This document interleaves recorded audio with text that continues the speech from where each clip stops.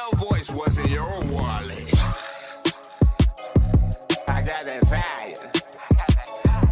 I got that fire. I got that fire. Fire.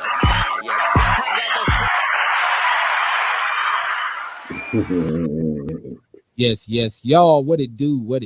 It's your man, 50 grand, Kevin Barnes, the militant with a microphone, mouthpiece of the movement, aka the Negro Whisperer, moving and shaking on a Tuesday night. Welcome to the Big Black Sports Show. This is what we do on the People's Network on Tuesday nights. I told y'all last night, didn't I? Didn't I tell you last night? Me and the homie, Coach Purdue, would be in the house tonight for the Big Black Sports Show. I'm talking about him, and he's here. Talking about him like he ain't here. What's going on with you, bro? Man, what's going on, bro? Man, I'm holding on like a hubcap in the fast lane, trying to maintain. What's the deal? Man, enjoying the weather. Just breaking the weather, of course. Well, a little rainy today, but hey, I'm just glad to be out that snow phase, man. I'm ready for spring to start. Ready to start getting some spring training in, man. I'm just ready to go. Yes, sir. Where that book at? Put that book up, man. I know you got to keep it. You got to keep it up so the people. Oh yes. Cool that. Great book, man. Hey, I want to appreciate everybody that continues to support the book. It's a great read. Once again, it's called Fullback. If you haven't gotten it yet, order it on Amazon, Lulu, Kindle. It's a great read. Yes, sir, man. Hey, and shout out to all the people in Milwaukee that ain't haters, that support somebody when they getting it on, man. I'm a motivator. I'm never a hater, man. I love to see black people succeed. So if you have a business opportunity, you want to do some sort of collaborations with the People's Network, hit us up, man. I promise not to knock the stuffing out your Egg McMuffin. We can do some collaborative efforts, man. We can make it happen. Promoting anything positive, any kind of business, any kind of ideas, because I always say it's solution-based radio, what we do. So we don't just talk about the problems, we talk about solutions. Now, what you need to do is Monday nights at 7:30 p.m. Central Standard Time, tune in to Outlaw Radio, okay? Shows are archived. They're on my personal Facebook page. They are in the People's News Network. If you're not in that group on Facebook, you damn sure need to get in that. And then Tuesday nights, check us out with the sports, the Big Black Sports Show. Wednesday night, we're going to do Outlaw Radio again. Thursday night is Buck Wild, as I do Outlaw Nation, man. Tank, you had to stop by Outlaw Nation one night, man, and get loose with me, man. I ain't. I'll definitely come by. Oh, yeah. And people got to see you outside. They got to see you outside of doing sports, man. They got to know you multifaceted, brother. Man, no doubt, bro. I humbly accept the invite. Yes, sir. I will be here soon. Shout out to my Outlaw Radio co-host, Mr. Kamar Carter, to the homeboy Relly Ja, and to the sister Courtney Francois, the Juice Lady. We had a good time last night, man. It was a crazy conversation. I love when Outlaw Radio start real, because it's supposed to be very serious and very structured and very pointed towards the people. I love it when it just get bucked because people in the chat room just start talking shit, right? And then we actually had a troll last night to call in from YouTube. Okay. By the way, and I don't push the YouTube. I'm an old man, right? Like, so I'm not really up on the social media game. So if you know somebody who is a person who does consultation on social media, let me know, because I'm looking for somebody that I can either I can compensate them for handling some of my social media stuff, or they can just show me how to do it. Because our YouTube page is, of course, the show is what it is, the network is what it is, but our YouTube numbers are paltry. I be looking at some of my YouTube numbers, I be shaming shit like, damn, ooh, that's embarrassing. And it's some great shows over there. Like the interview with Mac Mall is over there. It's so many classic interviews, shows from back in the days when we were all in the studios, which I'm gonna be going back to the studio pretty soon. So y'all hold on for that. This surrounding is temporary. I'm getting stronger and stronger by the day, baby. I'll be back in my studio pretty soon. I just missed the ambiance of the Chocolate City Studios. But anyways, go check out the YouTube page, man. That's one thing about Milwaukee is we have to support each other. That's what we have to do. You can't win the world if you don't win your region. So you got to get support from home, man. Like, so, it's okay. It's okay. If you want to be on the show, it's okay. All you got to do is call in. Look, number running across the bottom of the screen. Cash App is too, just in case you're feeling philanthropic, as they say. But it's the Big Black Sports Show, man. So I said I want to do some shout outs. I want to shout out to Ghetto, man, because Ghetto does my video work. He done the intro video, which is dope. I love how he done it, man. And he done the intro video for Outlaw Radio. So much video work Ghetto has done for me over the years. I got interviews, I got promos, and all kinds of different stuff that Ghetto has done. If you want to get in touch with Ghetto Made, give me a holler, man, because the brother does good work, man. He's a good brother too. Just you know, Ghetto is one of them dudes like myself. He's like no nonsense though. You can you just gotta be on the up and up with it, man, and you won't have a problem with him. The weather is breaking, man. What's going on, man? What you do, man? What you said you was excited you gonna do some outdoor training and stuff like that. So what this gonna look like? What kind of training? Let's talk about you training. Like, people don't understand that football players, basketball players, a lot of athletes, I guess all athletes in this day and age require, if they want to be good, some sort of extracurricular training. So when we talk about you training and working out kids, tell the people about that. You know, as a coach, you never really have an off season. You know, you're always working on your craft all the year through. So basically, man, what I'm preparing for is off season training with a lot of the area kids. I work with a lot of the Prospect U kids, and I also have other kids in the area that I want them to come and train with me, and they want to get better. And I'm just looking forward to it. And man, I'm doing a lot of extra studying. I'm looking forward to going to some of these combines that are coming up, so I can assess some talent that's out here. And you learn a lot of things from going to different combines as well as a coach. So man, I'm just excited about this time of the year, man, because it helps me stay active, and I learn a lot of things. And I just enjoy the opportunity to take what I've learned and actually see it function. Okay.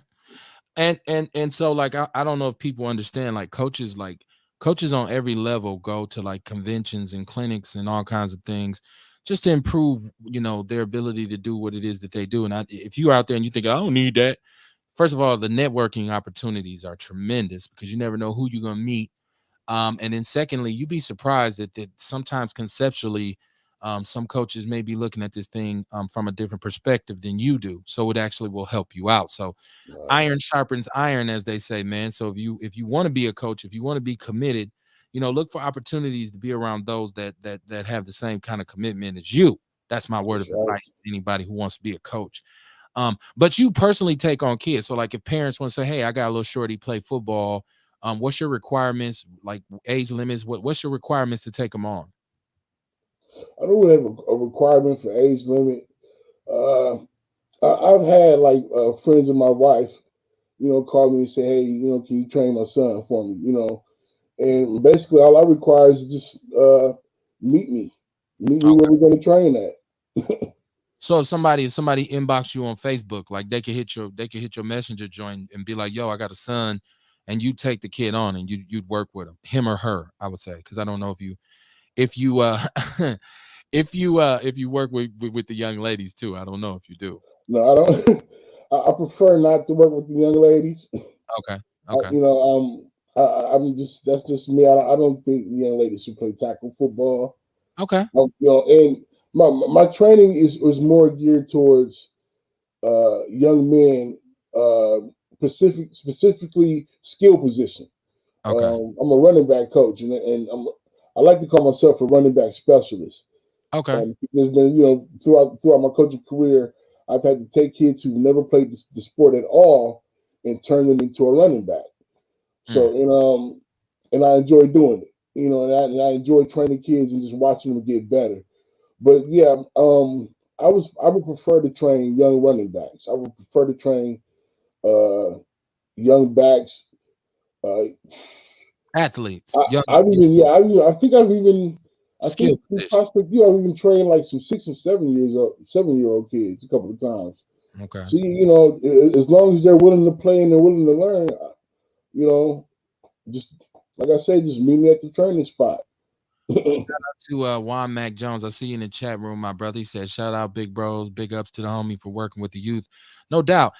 You know, the whole time I coach football, I've always, even when I work with youngsters, I've always been defensive. So I've just never really had an interest in offense. I think, you know, I always looked at offense as like, you know, like you know, either on the line, they hoggers and fat hoggers who hold on all the time, glory boy quarterbacks, prima donna wide receivers, and want to be tough running backs who want to run the ball up the middle and talk shit. I'm here to kill his ISO, my brother.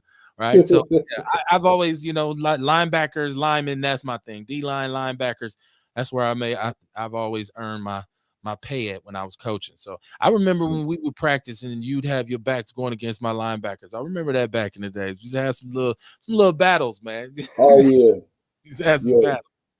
We used to get them fired up. Yeah, man. Get them cracking, man. Get them pads smacking. If you out there, man, and you are an area coach as well, or organizer of some sort of program that's working with the kids, hit me up, man. Or if you know somebody you like to recommend them, hit me up. We like to bring them on here and talk about it, man. Like, you know, get your props, man. It ain't nothing wrong with you getting a little exposure for what you do. You never know what the end might be. So we're gonna get down to some sports shit tonight, I guess, you know. And that's what the show is supposed to be about at the end of the day. Right. So I know the biggest news on the burner is Davante Adams. Davante Adams. All right, man. Listen. I don't know. I don't know if I need to go. Do you want to go first or should I go first? Because my whole take on Davante Adams is pretty long-winded. So I think maybe you should go first and just tell me how you feel about this Davante Adams thing. Well, it hurts. First of all, you know, I would definitely think that we would be a better off team if we could keep that duo together, and that's what I was counting on. You know, I figured, okay, well, if they're going to sign Aaron, they're going to put forth that effort to keep his main receiver, because after him, we don't have much in the pot. We don't have a big time number 2 or number 3, you know, and those guys work well together. And we saw this year when we didn't have a quarterback, we couldn't get the ball to Adams. You know what I'm saying? But when you have a quarterback, you can get the ball to your good receivers.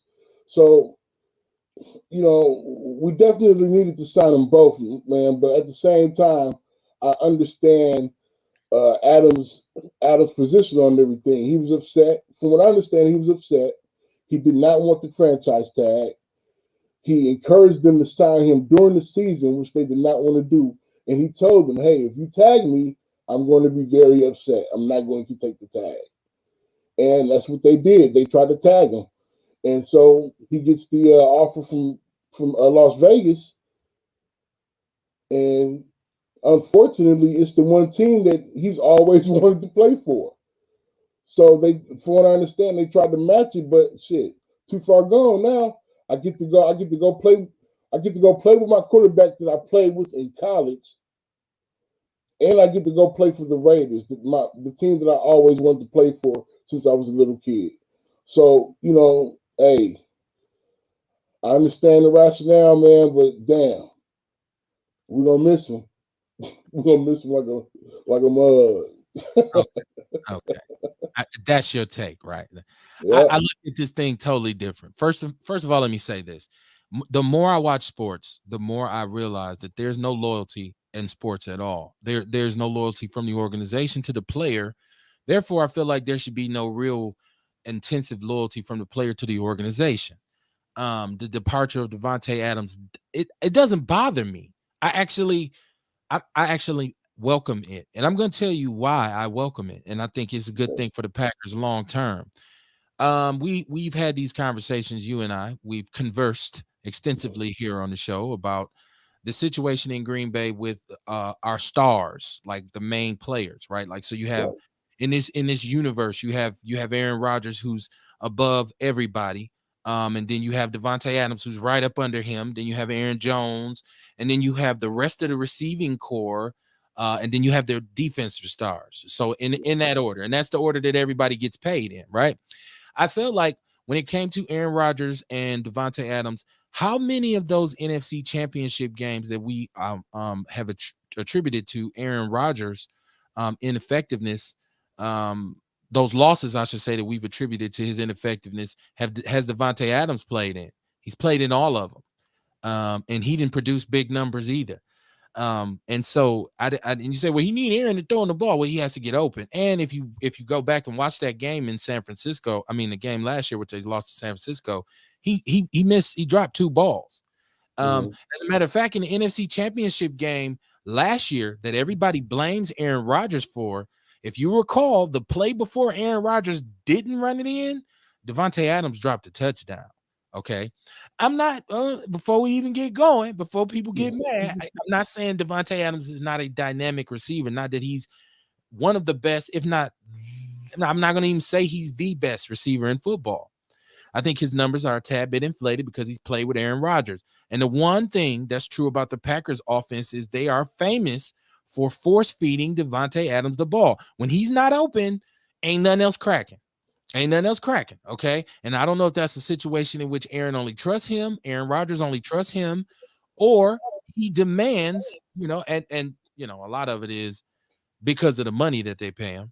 I don't know if it's one of those situations. So I'm saying, okay, you need more diversity. What we're learning now is not important to just see that or talk about the fact that we've lost these NFC Championship games. Let's look at how we've lost them. Every time our offense has been stifled and we've had a defensive breakdown.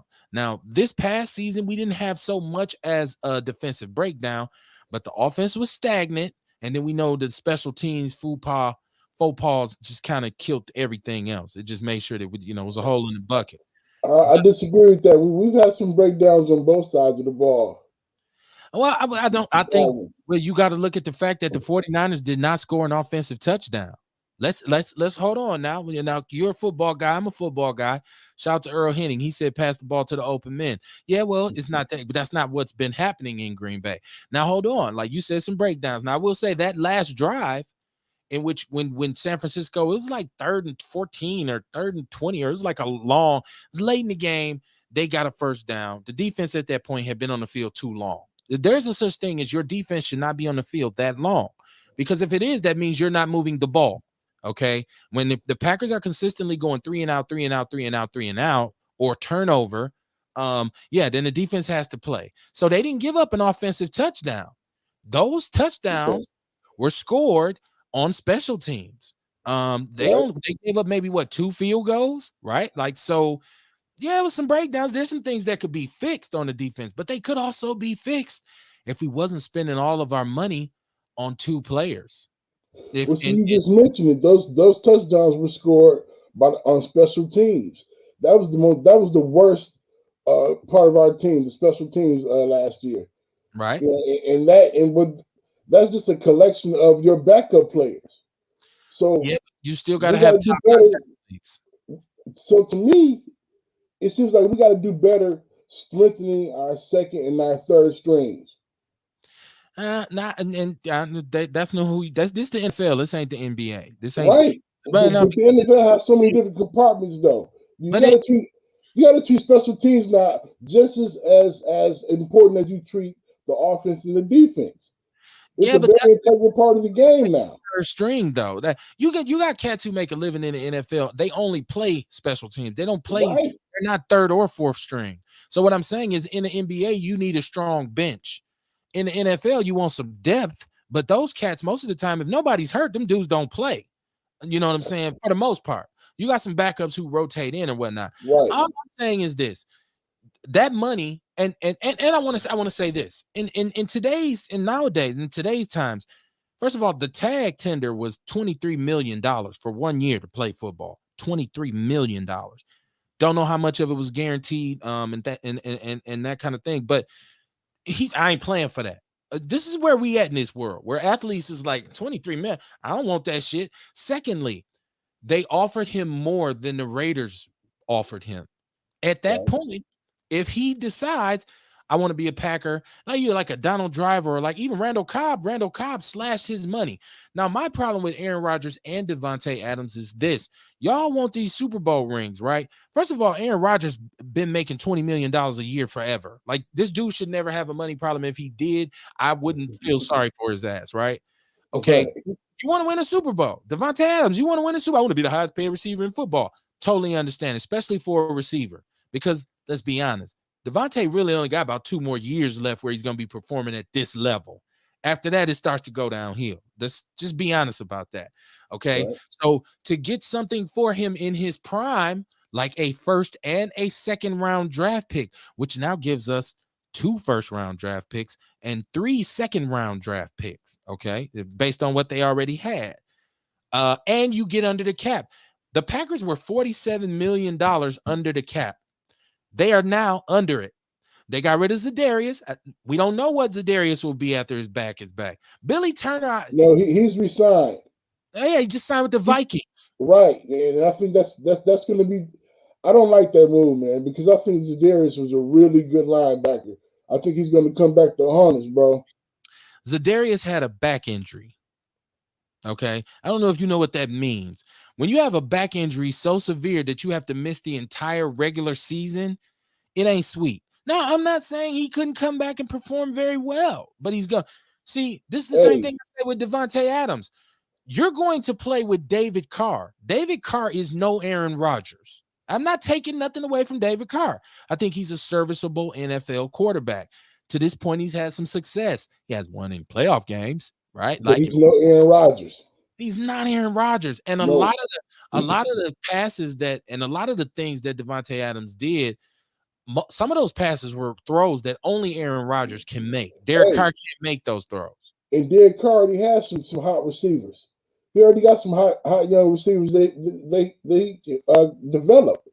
So they lost Henry Ruggs. They lost Henry Ruggs to the okay, right. But see, but before they lost him, man, he was on his path. Renfro. Who's that, the tight end? Is that the tight end? Yeah, he finished the season hurt, but he's a good player. Yes, really good player. Really good. He's got some weapons over there, man, and he's still struggling. Well, their defense is what people consider to be their Achilles heel, like especially on the back end, because they have a pretty good front. But and see, in today's NFL, it's hard to find good DBs, and you can't. This is what creates the parity of the game. You can't pay for everything, even like a team like Los Angeles that basically went for broke last year, but they're in the largest market damn near in the country. Right. So they can generate that revenue like that, like the Cowboys. They can generate that revenue. Green Bay is small market, so they got to be real careful about how they move. Now, this is the Big Black Sports Show in which we talk about sports from because there's a racial aspect to everything. Like, if you think, race ain't got nothing to do with sports, your ass dumb. People say, well, the Packers never pay black people. Like, they don't pay black players. Now I say, I don't agree with that, because over the years, all the way back to Reggie White and James Lofton, and it's a bunch of brothers done come through here and left with a check. Some didn't. Is what it is, right?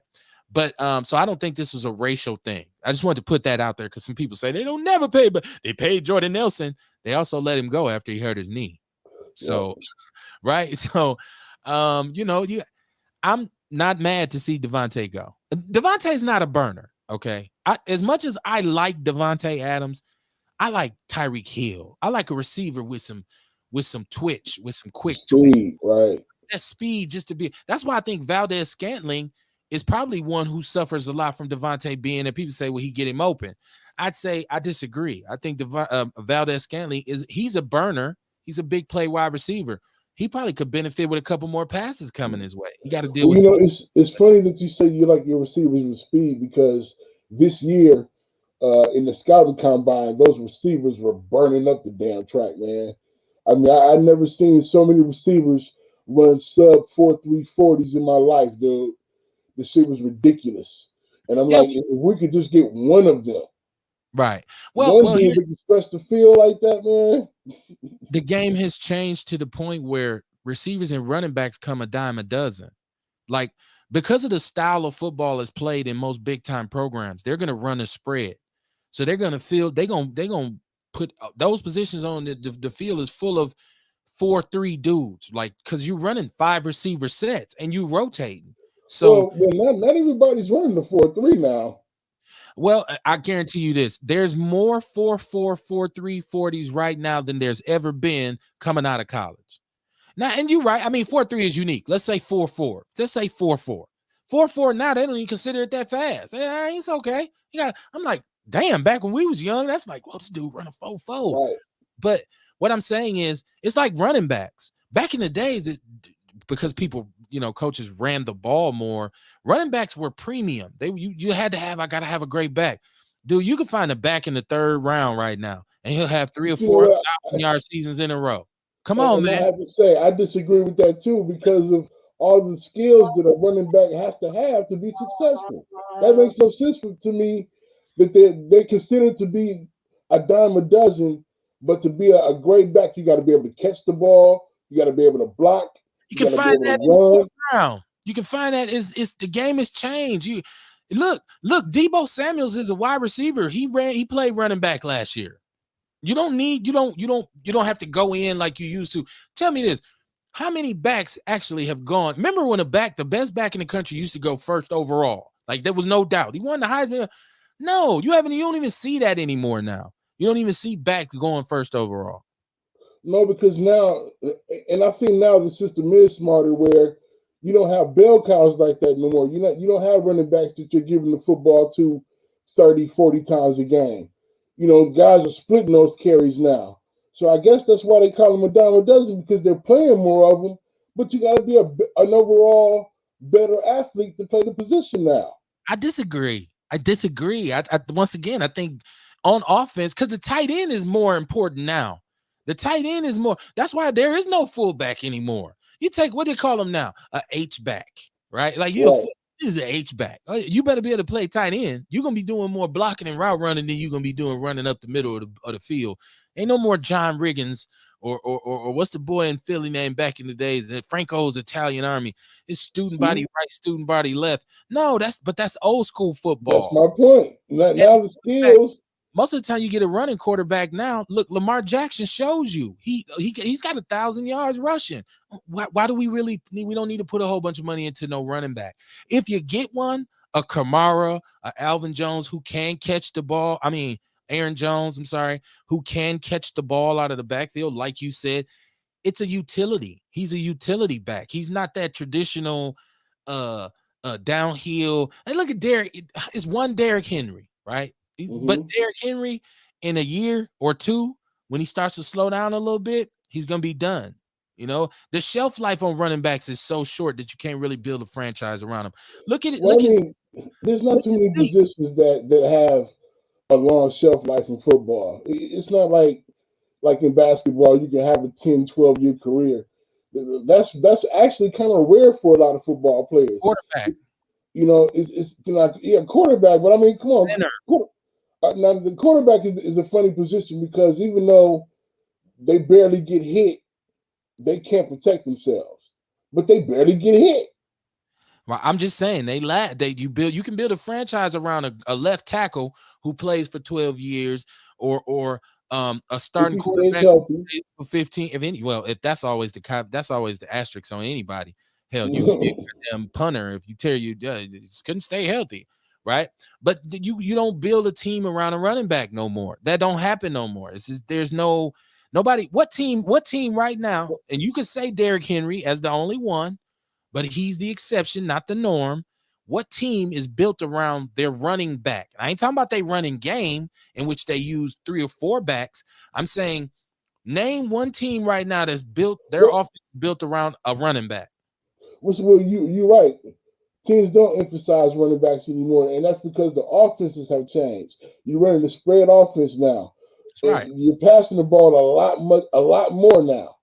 So, right. But you still need that running back that can catch the ball because you're using that one utility back that can do everything. You're using them out of the backfield to catch the football as well as run between the tackles. You got to have skills now to be a running back. You got to have skills to pay the bills, baby. You got to have skills to be a long snapper. That ain't what we talking about. We ain't talking about whether or not you got to have skills. I mean, that's skills. You got to have skills, period. Right. Well, to be on the field. Yeah, that goes without saying. It's just different. It's you have to use more of your skills now. I know you are partial to your running backs. I know you are. I know you're the running back whisperer. But you got listen. Once again, you take. Who agrees with me out there? Look at this draft that's coming up and watch how many backs go early, and then watch how many backs in the later rounds in 2 years are 1,000-yard backs in the NFL. Because if they get in the offense with a good quarterback and a good passing game. It used to be your passing game was opened up by your run game. Now your run game is opened up by your passing game because I'm running 4 receivers and you got to have 4 or 5 DBs out here. Okay, let me use this as an example for what you just said. Now you're talking about running backs. They may be running backs that might not even rush for 1,000 yards in the future because the passing game is opening up so much. No, that's not what I said. That's not what I said. What I said was, if you look at the draft that's coming up, right? Watch, no backs are going to go real early. I don't think there's a back going in the first round. So there's no projected. So if you look at this draft in the third, fourth round, you're going to see a bunch. That's when those backs, who's 1,000-yard backs and all this, start going. And in 2 years, I said they'll be 1,000-yard backs. But it's a third round. Back in the day, it's a third round running back is a scrub. Now he's going, and you say, damn, he done have 4,000-yard rushing seasons because he's in a game in an offense that got a big time passing game. So I'm just saying, me and Mike, myself and Mike G, we got a joke. When it comes to the draft, you want a running back, throw a rock, you'll hit one. You can find them anywhere. They grow on trees now. Like so. I know it hurts. I know it hurts. I mean, if that's the case, then why would you have like a edge rusher or pass rush? I mean, you pick those players according to their skill set. You know what I'm saying? You're not gonna, if you need a safety or a cornerback, you're not gonna draft an edge rusher if that's what you need. Well, you know what I'm saying? Well, I don't know what it has to do with the argument about running backs, but I mean, if you need a strong safety and you got a choice, you either gonna go free agency or you gonna draft if you can't develop from within. The point I'm trying to make is it's all about the skill set. Like you were saying, back in the days, running backs were more valued because they were given the ball more as far as the running game. The running game was more prominent. But now the spread offense, passing is more prominent, but a running back has to have the skills as a receiver to be prosperous, to be good. Doesn't if he's a first and second down back and he comes out on third down, then you put your third down back in. Depending on what a lot of those backs don't have those skills. A lot of running backs cannot catch out the backfield for shit, but they can gain some yards between the tackles. It's some who are great runners, but they can't catch. That's not what you're here for. You ain't here to catch. We got receivers for that. No, we got you're there to catch now. You're there to catch now. You got to catch out the backfield now. Not on first and second down, you don't. You got if you a third down back, you do. You might get. It depends on what kind of offensive coordinator you are. I mean, and the weaknesses you see in the defense. If you see it, you'll do it. If you see it in the defense, then you'll. Hey, shit. Y'all let me know out there. Y'all know I'm right. Safeties up. Okay, all right. Just take a shot down the field. You got to hold that L, running back whisperer. You got to hold that L. You can talk to you blue in the face. It ain't gonna change the price of tea in China, my brother. I'm gonna fight for my running back position, man. Right. You keep fight for my boys. you and every other dude who can't play receiver, right? Keep going with the running back. But no. So I was saying about Davante Adams. I felt like some change had to come to this team. I think sometimes you have to force change upon yourself. And the Packers had gotten kind of one-dimensional on offense, and it was all built around just throwing him the ball. Tanyan was hurt. Lazard is who re-signed because they worked some paperwork wonders with him too, with some tag stuff, some 10-year tag, and so he'll be back. And he's a good receiver because he does what you need to do, which is block. And he's willing to block and he'll catch a ball. He's not a burner. He's not a burner either, but he's a big dude though. Right. He's a big, strong presence. You get him mismatched. You can create mismatches with him in the secondary because he's a larger, stronger receiver. So now you have many options. Free agency wise, I always say is buyer beware with receivers at free agency because usually a team doesn't trade a receiver unless he's disgruntled, like Antonio Brown. And I'm not saying it's all his fault. I'm saying obviously he was a disgruntled player, or physically he's injured, like the Odell Beckham right now. And that was his second ACL injury to the same knee. So this draft, though, like you said, if you're smart and you got good scouts and you know what you're looking for, I believe, because the Packers found Devontae. Was he second round pick? He wasn't even, he's not a burner. Okay. He developed into a player. I feel like they can find some young speed dudes who can spread the field and let Aaron Rodgers just throw the ball. Like, you got a hell of a running game. So, and I also believe, get your money, because you're not going to be able to play forever. And like I said, Devontae got about 2-3 good years left. And so that's the shit that I hate about the NFL is they're not true to what they say, because they never honor their contracts anyways. You're going to get your guaranteed money in 3 years when that young stud coming along behind you and they say, well, you got a roster bonus due if you're still on the team in February, they will cut your ass. And you'd be like, dude, what are you talking about? I just gave y'all 4,000-yard season, yada, yada, yada. All right, well, peace. So get your money.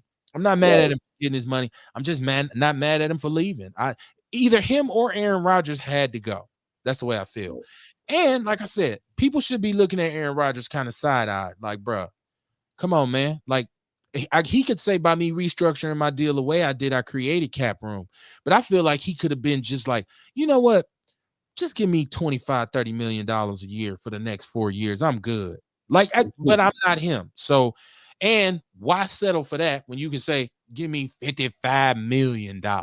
But you crippling your team. Like, you got to, so I don't know. But I got faith. I think the Packers will be okay. The defense is largely still intact. You still got those two running backs, as you called them, that we can on an off down turn around and say, here, you run it. Aaron Jones is a great back to me. The big boy is too. I can't remember his name. A.J. Dillon. Yeah, A.J. Dillon is. Who was it? What, a third round pick? Yeah, wait, what was the second? Was he second? Third at best. Third at best. Right. Aaron Jones wasn't even a first round pick. So I'm trying to tell you, it just goes to show you find a running back. I mean, that's not all of them. No. I mean, what? Who was first round last year? That was a run. I don't think there's been a back in the first round since Saquon Barkley. And you see how that's turned out for New York. As Bushwick Bill say, absolutely no respect. Shout out to Earl Henning. He said you can get a running back from Whitewater. Oh my gosh. He said Earl Henning said it's 26 tight ends and receivers available in this draft. It's going to turn out to be good players. Yeah, because the major D1s are running the pro style joints now. They doing the RP because the pros is running RPO now. So now it ain't that traditional slow. You got a couple of those pedestrian quarterbacks that's drop back passers, but not many. Even the white boys got mobility now. Even the boy in Buffalo, the boy in San Diego, these white boys can motor. They don't you to be explosive now. Oh my goodness, man. As a player, they want you to be explosive. Yeah, and the AFC got everybody's quarterback is in the AFC West. So yeah, good luck to Devontae Adams, man. And the team you wanted to play for so long was the Oakland Raiders, not the Las Vegas Raiders. I had to get my Tupac voice out for this. You live in fantasies, nigga. I reject your deposit. Them is the Las Vegas Raiders. They ain't the Oakland Raiders, right? So, hey, I guess to him, what is it, 150 million? No doubt, right? I would give a damn. Close enough. I would give a damn if it was the Racine Raiders, nigga. I'm out of here, right? He got somewhere. He got somewhere to partake. Nah, man. Yeah, get your money though. And Zadarius Raider, he was supposed to go back to Baltimore, and he said he felt like he was worth more, so he withdrew from the deal. And apparently, Minnesota agreed. Minnesota's a loser franchise, though. Like, stop swooping up everything we've had. Like, I'm saying we, like I'm on the team. Stop doing sloppy seconds from the Packers, man. Get your own shit, son. Like, come on, Minnesota. But see, that's the problem, man. We gotta stay strong. We gotta make some better moves as far as free agency and as far as showing up the team, man. Because at some point they're going to catch up. Everybody in the NFC North is going to catch up sooner or later. When the Bears are in disarray, Minnesota's Zimmer's gone, so that new coach, the new regime, they're not going to come in this year with that. It may not be in a year or two, but in a couple of 3 years. 3 to 4 years now. You talk about the Bears, 3 to 4 years. That'll be a team to worry about. we've been on top for 12, 13 years, so that'd be damn near a 20-year run. I could take that if one of them finally win again and say, damn, it took you long enough. It's like the Packers in the 80s. Like, shit, like, it took y'all 20 years to win again. The Bears have had teams that have scared us at times. You know, hey, we get so used to dominating the NFC North that we don't want to give these teams credit, or we don't want to realize that we're getting worse and they're getting better at some point. Now, when Detroit, is it gonna come into say about Detroit? When is it gonna come into fruition? You keep saying they're getting better, but none of the Packers have not won their division 2 times in the last 10 years. Come on, man. Like, when it damn, what's the Vikings done had Adrian Peterson, the Lions done had Megatron, the Bears have had Devin Hester. And somebody we've had trouble with the Vikings in the past. The Vikings have beaten us in the past. But we've beaten us in playoff games. They've had our number. They won a game. They have first of all they won games within the last 15 years. They've beaten us sometimes. Important They've only won the division twice. They've only won the division twice. So they've never won. But they still beaten us. They still have given us problems. I'm not saying they've dominated us, but they've given us problems. They haven't even competed with us. They're not even close. Come on, man. At one point, they were what? The first 4 or 5 games of the season, they were one of the top teams. And they do that every year. Season now. It's 17 games. They do that every year. They do that every year, and they end up losing down the stretch. They're a choker franchise. They never won a Super Bowl. They've never won. They haven't been to the Super Bowl since the 70s. Come on, man. You argue. My issue is them getting better while we sit around and worry about. We need to strengthen our second and third string unit so our special teams can actually be competitive instead of giving up points.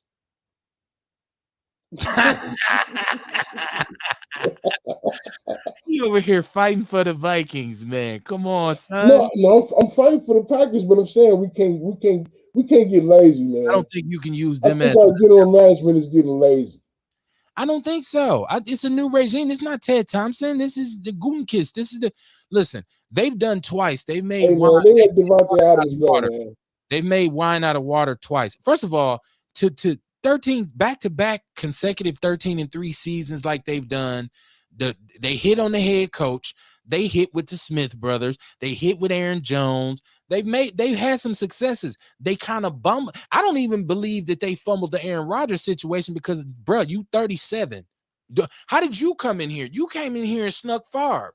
So maybe that's what he was scared of. When do I get to draft the backup? Like, when you don't get to tell me when I get to draft your heir apparent. That's what I'm saying. Now, did they hit on Jordan Love is the question, because Jordan Love, from what I've seen, is not the dude. I'm just saying, from what I've seen, people say the sample size ain't great enough. When I watched him play, I didn't see nothing that would make me say, he's a franchise. We saw what he can do when Aaron was out. Right. And we had a healthy Davante Adams on the field.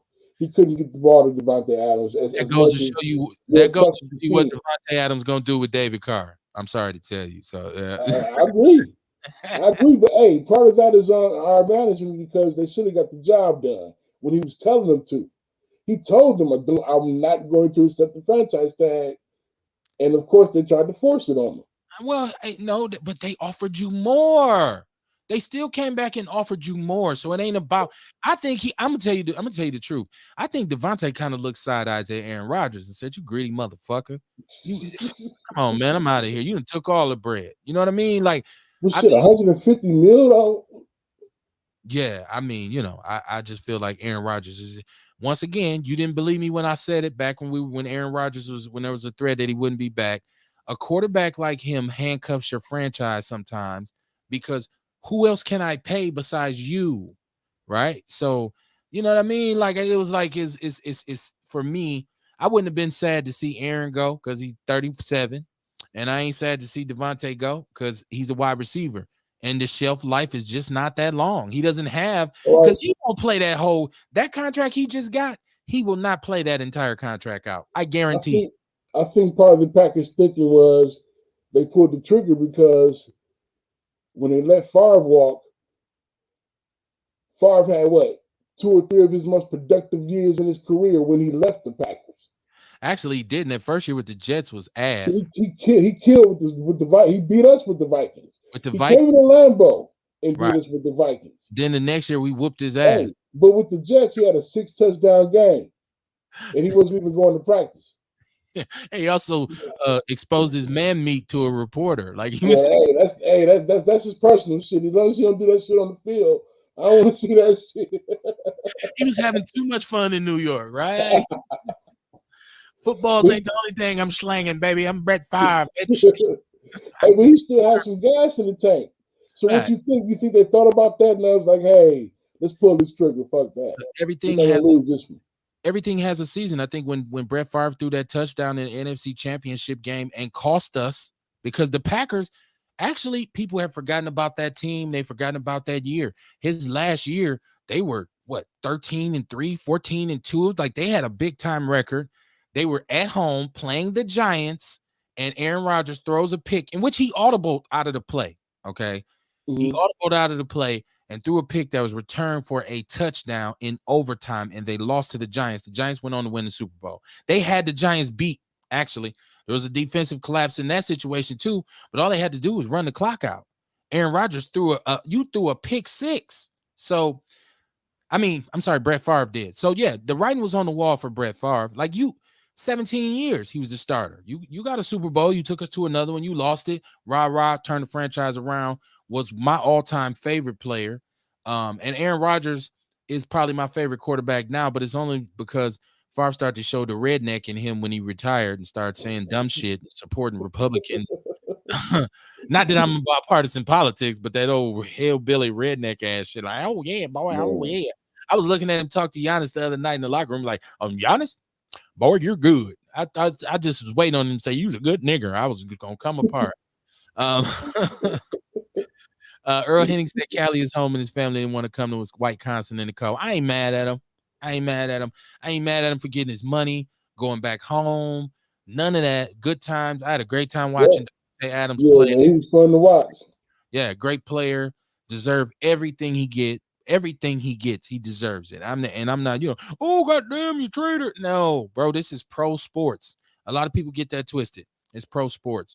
You got to do what's best for you. Now, I see the quarterback carousel went crazy.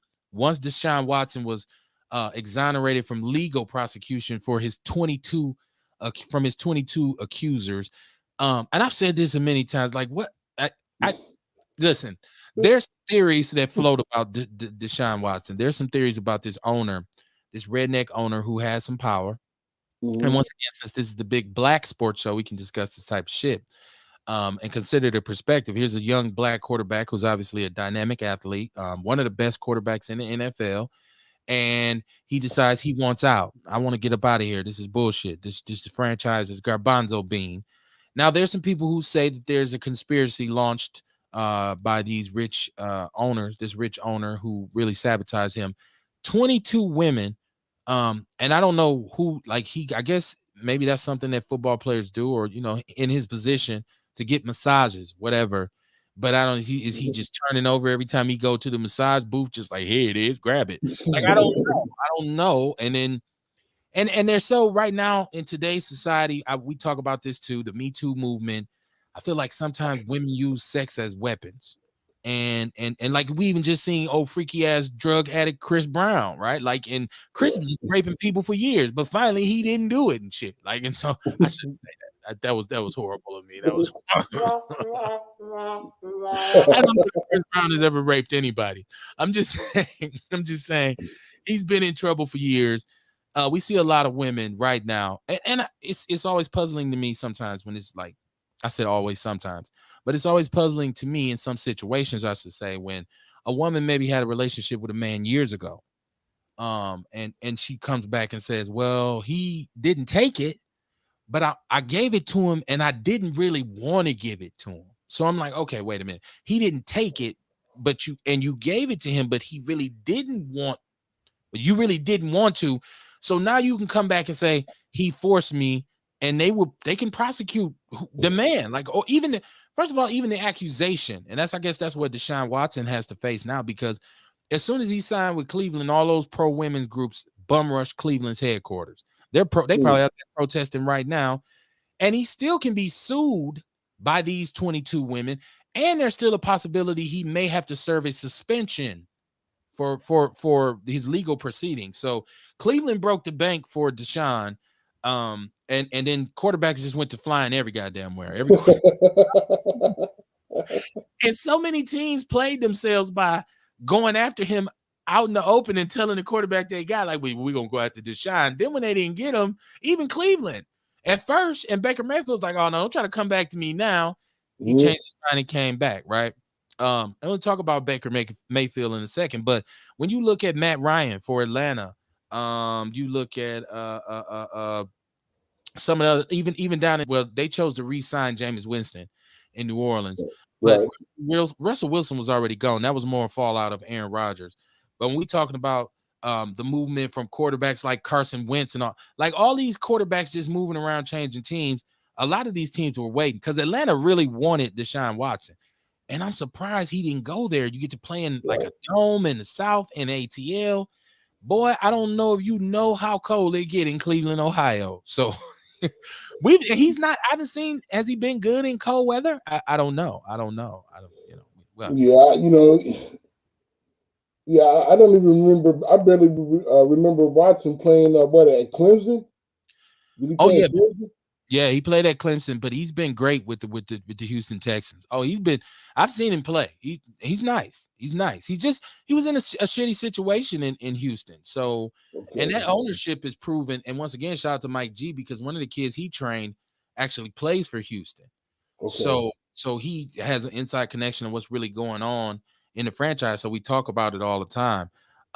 Earl Henning said, what wide receiver became great after leaving Green Bay? James Lofton. It's the only one I could look at.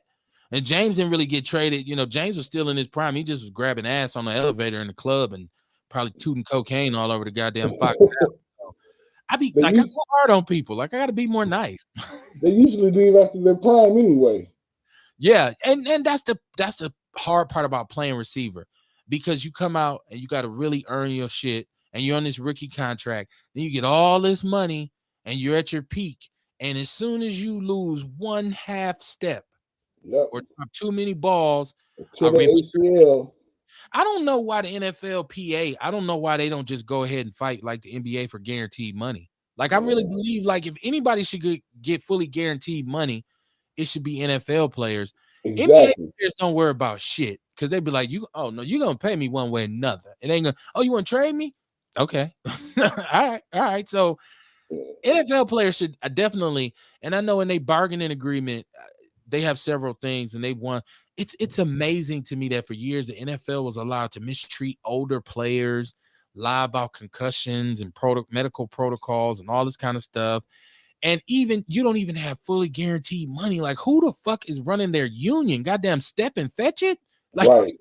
I learned that years ago, man, and that was just so confusing to me. Why is basketball money guaranteed and why is football money not guaranteed? And the only thing I could come up with, man, was that, maybe the rate of injuries in the NFL is probably much more higher than the rate of injuries in basketball, in the severity of the injuries. So you have to pay a player. You sign them to a contract. That player, let's say, for instance, you sign them to a 5-year contract and they have a career-ending injury in year 2. You got to pay them the rest of that contract. So how often can you do that through the years with players? Well, I think, first of all, we got to understand that a majority of the players in the NFL don't make $1 million. There's only, because most players, there's a cycle. If people don't understand how this thing goes, is when you come out of college, there's only so much you can make as a rookie. You're going to be on that rookie deal for at least 3 years. You got to really shine in that rookie deal to get that second contract in which you blow up your weight, right? So I think they should be fully guaranteed contracts, because I can go out there and break my fucking neck. So I should be paid. Listen, I think it has to do with everything with the ownership. If you look at the owners in the NFL, they are the most racist country, backwoods, is old school white men, oil baron power brokers. They have a real life slave auction every goddamn spring, and it's fully fucking legal. So I think it's about the owners. I think the ownership in the NBA is a little bit more dynamic in terms of how they move, and they have to be because it's such a player-centered league. And you have less people to pay in the NBA. In the NBA, you only got to pay what, 12, 13, 14 people? And that's the team. The NFL, you got to have 11 people on each side of the ball and at least be 2-3 deep on each side of the ball. 53-man rosters. Right. So you got that's a whole lot more money. So I think that's why I say those players who make even the smaller amounts of money, they should be guaranteed too. So I just think they need to revisit their negotiation process. I agree with you, Earl. He said it's the plantation of sports. It is, man. The NFL is that takes me to my next topic, which is Colin Kaepernick still working out, saying, dude, the NFL brings bum ass quarterbacks. Why is Marcus Mariota still in the NFL getting chances? Bro, you done washed out. Colin Kaepernick led a team to the Super Bowl. He came to Green Bay and put hands and feet on our ass. Okay. Right. And you've admitted that there was collusion in preventing him from getting another shot. At this point, you're going to play the game of, social justice, and we understand the problems of society, and you can wear a slogan on your shoe this week, boy, and all this kind of shit. Colin still ain't got no job. We just saw you over this. You damn near had to be forced to hire, and only one black coach came out of it. Well, 1.5, because the dude from San Francisco, apparently he's half black, even though he looked like a white dude. He mad as hell. Man, God damn it, I'm part black. We like, what Jay-Z say? We don't believe you. You need more people. Bring your mom up here, boy. Bring your mom up here. So yeah, the NFL is shit anyways in terms of how they treat us. So I'm that's why I'm to the point I am with the NFL. Like, I don't even get hung up on. First of all, I only watch Packer games. I watch highlights, but I only watch Packer games because of the NFL's record with how they treat people of color. Like, so I'm down to that anyways. And that's just a tradition that my father and I established 30 years ago. Like, I've seen every Packer game since I've been 8 years old, just because that was my dad's thing. Boy, sit down and watch the game. Really got me into football. That's what made me want to play. He said he's white in life. Well, of course he is. He got it. That's why they plucked him, right? Go get a light-skinned dude. That'll shut him down. It's stupid, man. It's the dumbest shit in the world. The NFL is a fuck boy. It has a fuck boy mentality when it comes to race relations. And this, like, even okay. And this is one thing. Shout out to Mike G once again. He once told me, he said, Barnes, if you pay attention, really they just recycle horrible coaches in the NFL. That's why black coaches don't get a chance. Like, because normally they get these same white boys shot after shot after shot. Urban Meyer, who was the head coach of the Jacksonville Jaguars, and Urban made his bones in college football. And God knows there's some horrific stories about some of the things that have gone on in the programs he's been in charge of, in particular in Florida, where he had a whole Aaron Hernandez, a whole straight murderer, serial killer, sociopath on his team, right? Like, wow, you a good ass recruiter. And it was a lot of accusations of wild shit that he did then. Okay. Yep.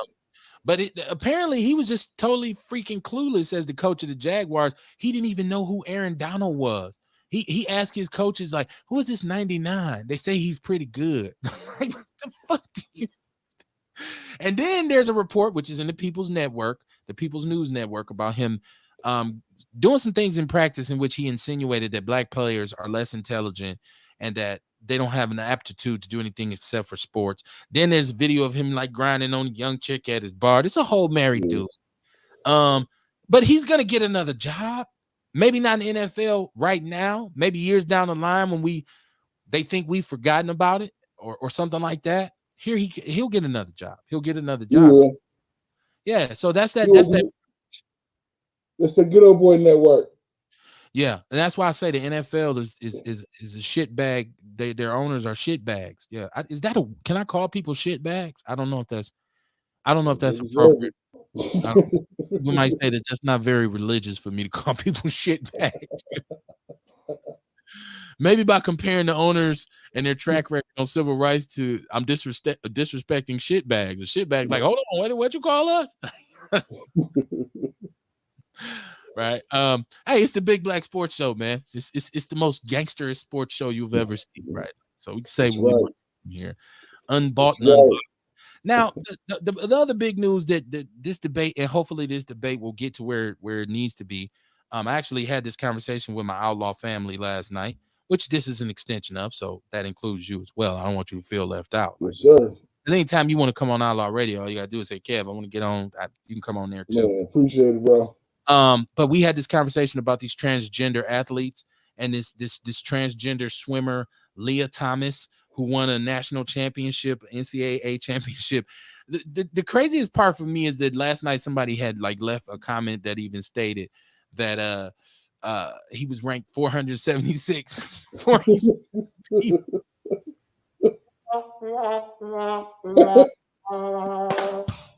Really? Like, so we in a situation where if you just a loser ass dude, you say, you know what? I got an idea. I'm gonna start running against the girls, right? Like, or right. Where does this? Is there a line? I would really like. I'm a fan of lines. Like, I feel like there's lines in society, lines in life that should not be crossed or compromised. Like, maybe you can get right to it, walk on it a little bit, do a tightrope type joint, but I feel like you shouldn't cross that line. And so when we start putting grown ass men in women's sports, because he said, I identify as a woman, bruh, you got a whole sack. You got to go with the dude, man. You can't be in here, man. Like, and this dude had on a swimsuit. Like, why you got on the suit? Like, I don't know. Did you see this? Did you see anything about this story? Yeah, I read the article, man. I'm speechless, man. I don't know what to say. I can't believe that they would even allow this dude to compete as a woman. He got his shoulders was as broad as shit. He looked like what's the swimmer name? He looked like Vera DeMilo from In Living. Right. Exactly. Look like exactly. I'm the national champion. Dude has shoulders look like he can snatch you 10, 15 boards a game. Right. And believe me, in no way is this transphobic, right? Like, so don't try to change it into some of this new Gen X millennial bullshit. It's transphobic because there's no phobia for trans people over here. My thing is this: if you're a man and you decide you really enjoy dressing like a woman, you're still a man. I want you to know that. Like, you could even say I identify as a woman, but you're a man, right? Like, I feel like we want to try to rewrite biology. Like, if somebody's born, because they say there's no gender, people say I'm non-binary. That means they ain't got no gender. I'm like, okay, when you take off your clothes, what do you see? Like, because I don't know. Right. I feel like it's a good way to tell the difference between men and women, to say men have penises and women don't. When you start saying it don't matter, like, not, you see where I'm going? Like, it don't matter. So if it's just big hairy ass dude and hey, you identify as a woman? Yeah, well, come on. No. First of all of this stuff will stop reproduction. I don't even want to get into it because I don't want to come off homophobic or whatever, but I really have a problem with males competing against females. I think that there should be a line there. Years back when they had this male MMA fighter, or he was transgender, she was transgender, I don't even know what to call him. She was transgender fighting against women, and she fractured another woman's skull. It's a whole grown-ass man. What are you doing? Yeah. Like, America, it's all fucked up right now. It's all twisted. It's terrible, man. It makes no sense. To me, it doesn't. You know, and it is what it is, man. Competition should be fair. You know, and you can say, oh, well, men should be able to compete, women should be able to compete with the men. But this is not the same situation. You know, and would I be remiss to say something like, well, hey, maybe transgenders should have their own youth leagues. Or, excuse me, should have their own sports leagues. Maybe they should have their own sports leagues. You know, and you know, people may look at it like, whoa, that's. But hey, this is a man dressing up as a woman, competing as a woman. He still has the physicality of a man going against a woman. And I mean, there's no way to explain that a woman, you know, can match a man's physicality in a normal competitive setting. You can't.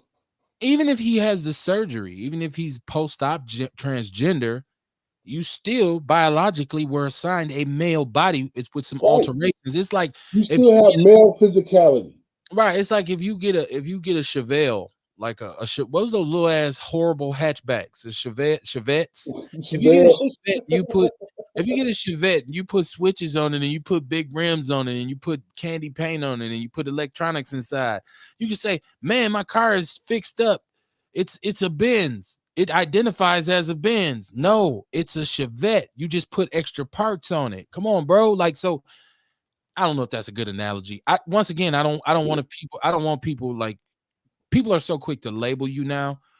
And that's one of the issues that I have right now with society is that, like, we say free speech, but we want to be able to define how free somebody else's speech actually is. So if I'm critical of this situation, people will want to say, oh, well, cancel, and we got to do. No. You have to respect my truth.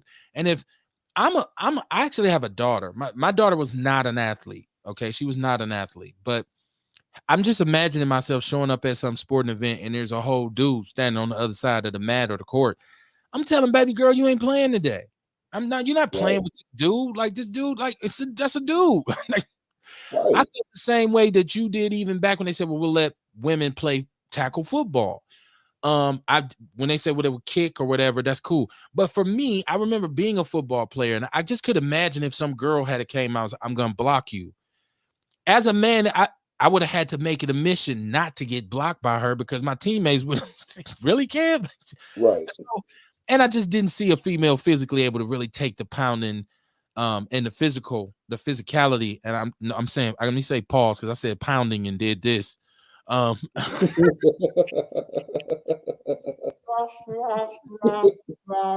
bad.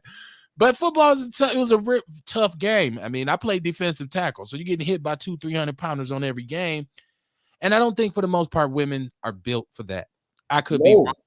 There's some Brody chick out there right now who's like, bullshit, he don't know me. And you might, once again, you may be the exception to the rule, but the norm is not. We're not even built for it. We're not even built for it. You know what I'm saying? So why are they? You know, it's obvious. You know, man, are you going to defy science?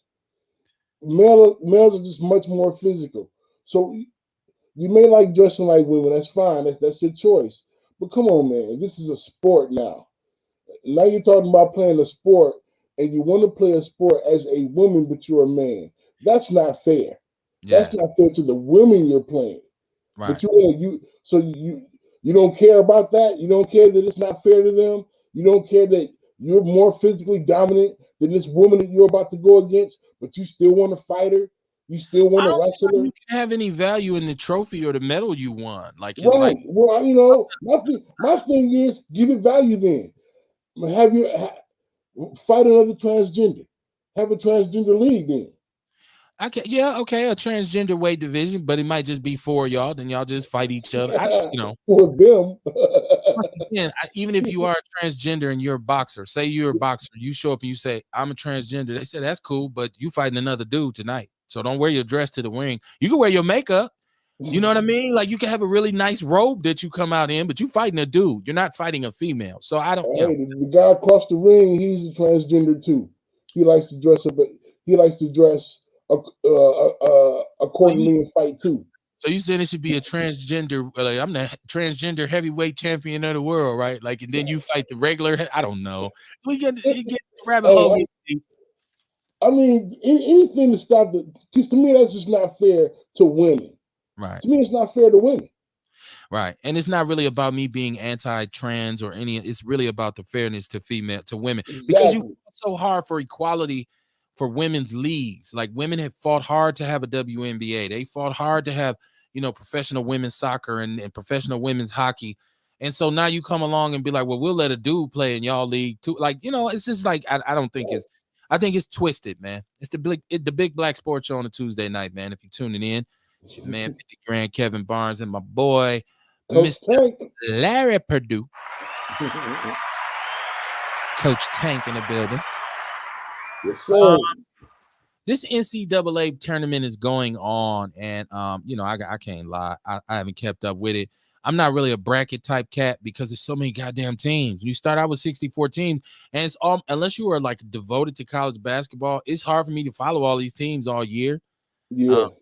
People say, goddamn sports show. Maybe I just don't care that much about basketball to like follow Wiki Poo State to see the first tournament appearance, and I'm gonna pick them to upset. Like, I I usually get involved when it's down to like the Elite 8, and then I say I'm picking so and so and so. So I ain't picked my team. I'm looking at Earl Henning in the chat room. He said Urban Meyer gonna be the new Racine Raider head coach. Raiders. Shout out to the Racine Raiders, right? Like somebody out there plays for them. Like, what the fuck you saying? I wish Urban Meyer would come coach our shit. We'll win.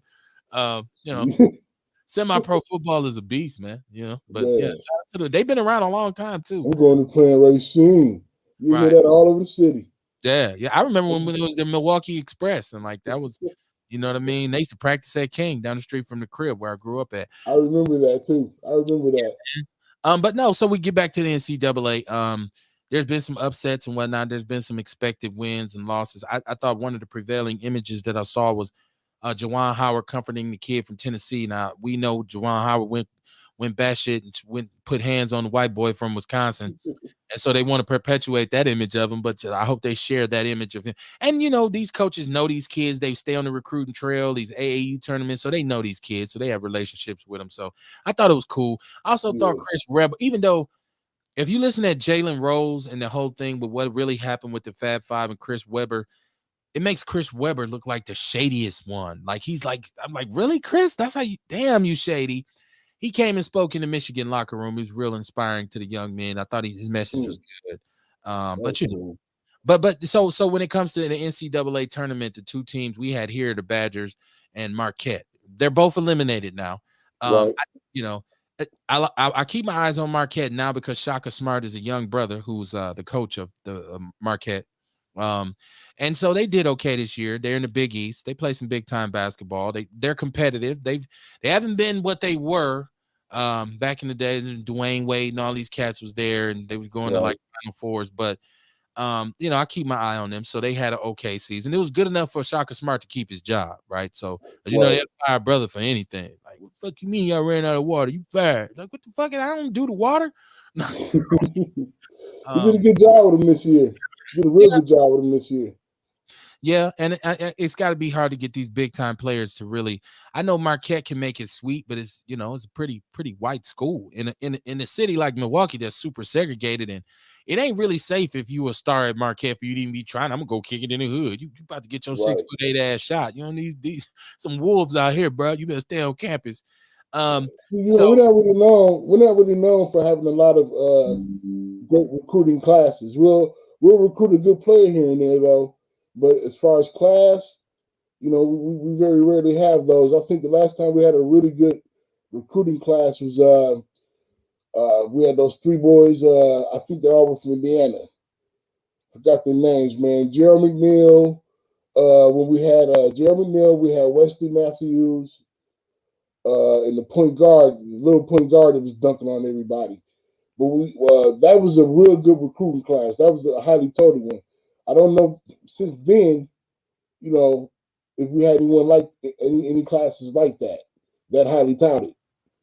Yeah, they haven't been. I mean, they've been trying to get back. That's why Shaka Smart is there. Yeah. Wisconsin, I'm just not a Badger fan. I've said this many times. I'm not a Badger. I watched that game. Man, it was wow. Hey, but we got one that's on the way. Kev, Johnny Davis. Okay. He's gonna be a good one, man. I just don't like the University of Wisconsin. Like, I just think this is just a super racist place. Like, I don't, they have a horrible track record with their treatment of minorities too. I just don't like the Badgers. I pray for the Badgers. I pray for them to lose and everything. I'm just not a Badger fan, man. People get at me all the time, like, you don't like that. I'm like, I do not like the Badgers. I feel like it's just such a racist institution, man. You're right, man. And they always kind of had, that kind of persona about themselves, man. I remember when I was younger, and I used to try to watch the football games. They had Coach Morton, and they would run that veer offense. Yeah, yeah. And I didn't see any. I would see very rarely see any players of color on the field. And then you try to watch a basketball game back then, and very rarely. Well, even if you look at Wisconsin now in terms of football, how they recruit primarily, they're going to recruit up north. They're going to recruit the more white kids. Listen, Wisconsin, we put Russell Wilson kind of in the middle, right? Like, so, and I'm talking about pre-Sierra Russell Wilson, when he had like the conch, and we used to be laughing like, what the fuck is up with this dude's hair? Now since he's with Sierra, shit, he got a fade, he stay fly, shit, he be all at the I was gonna say Future. I don't think he goes to Future concerts. He's like hip and slick, nice black. But shout out to him, he got with his sister. But Wisconsin's never really had a black quarterback. Like they're one of the only major universities that's never had a black quarterback, and that it would be something in Madison. They recruit brothers all the time. They just recruited a brother from King, a young brother who plays quarterback. But normally they're gonna switch position. In the 80s, they had a couple of black quarterbacks. Did they play? One did. I think his name was Terrell something. Please find his name for me. Let's try to. If anybody can dig that up, because they had one black quarterback. I remember, like in 88, 89. I would not know who that was. I don't ever remember that started and played for the Badgers. I really would like to know who that is. I would like to know who that is. He actually started. He was at a camp that I was at one year. I see you, Samantha Collier. This is the Big Black Sports Show.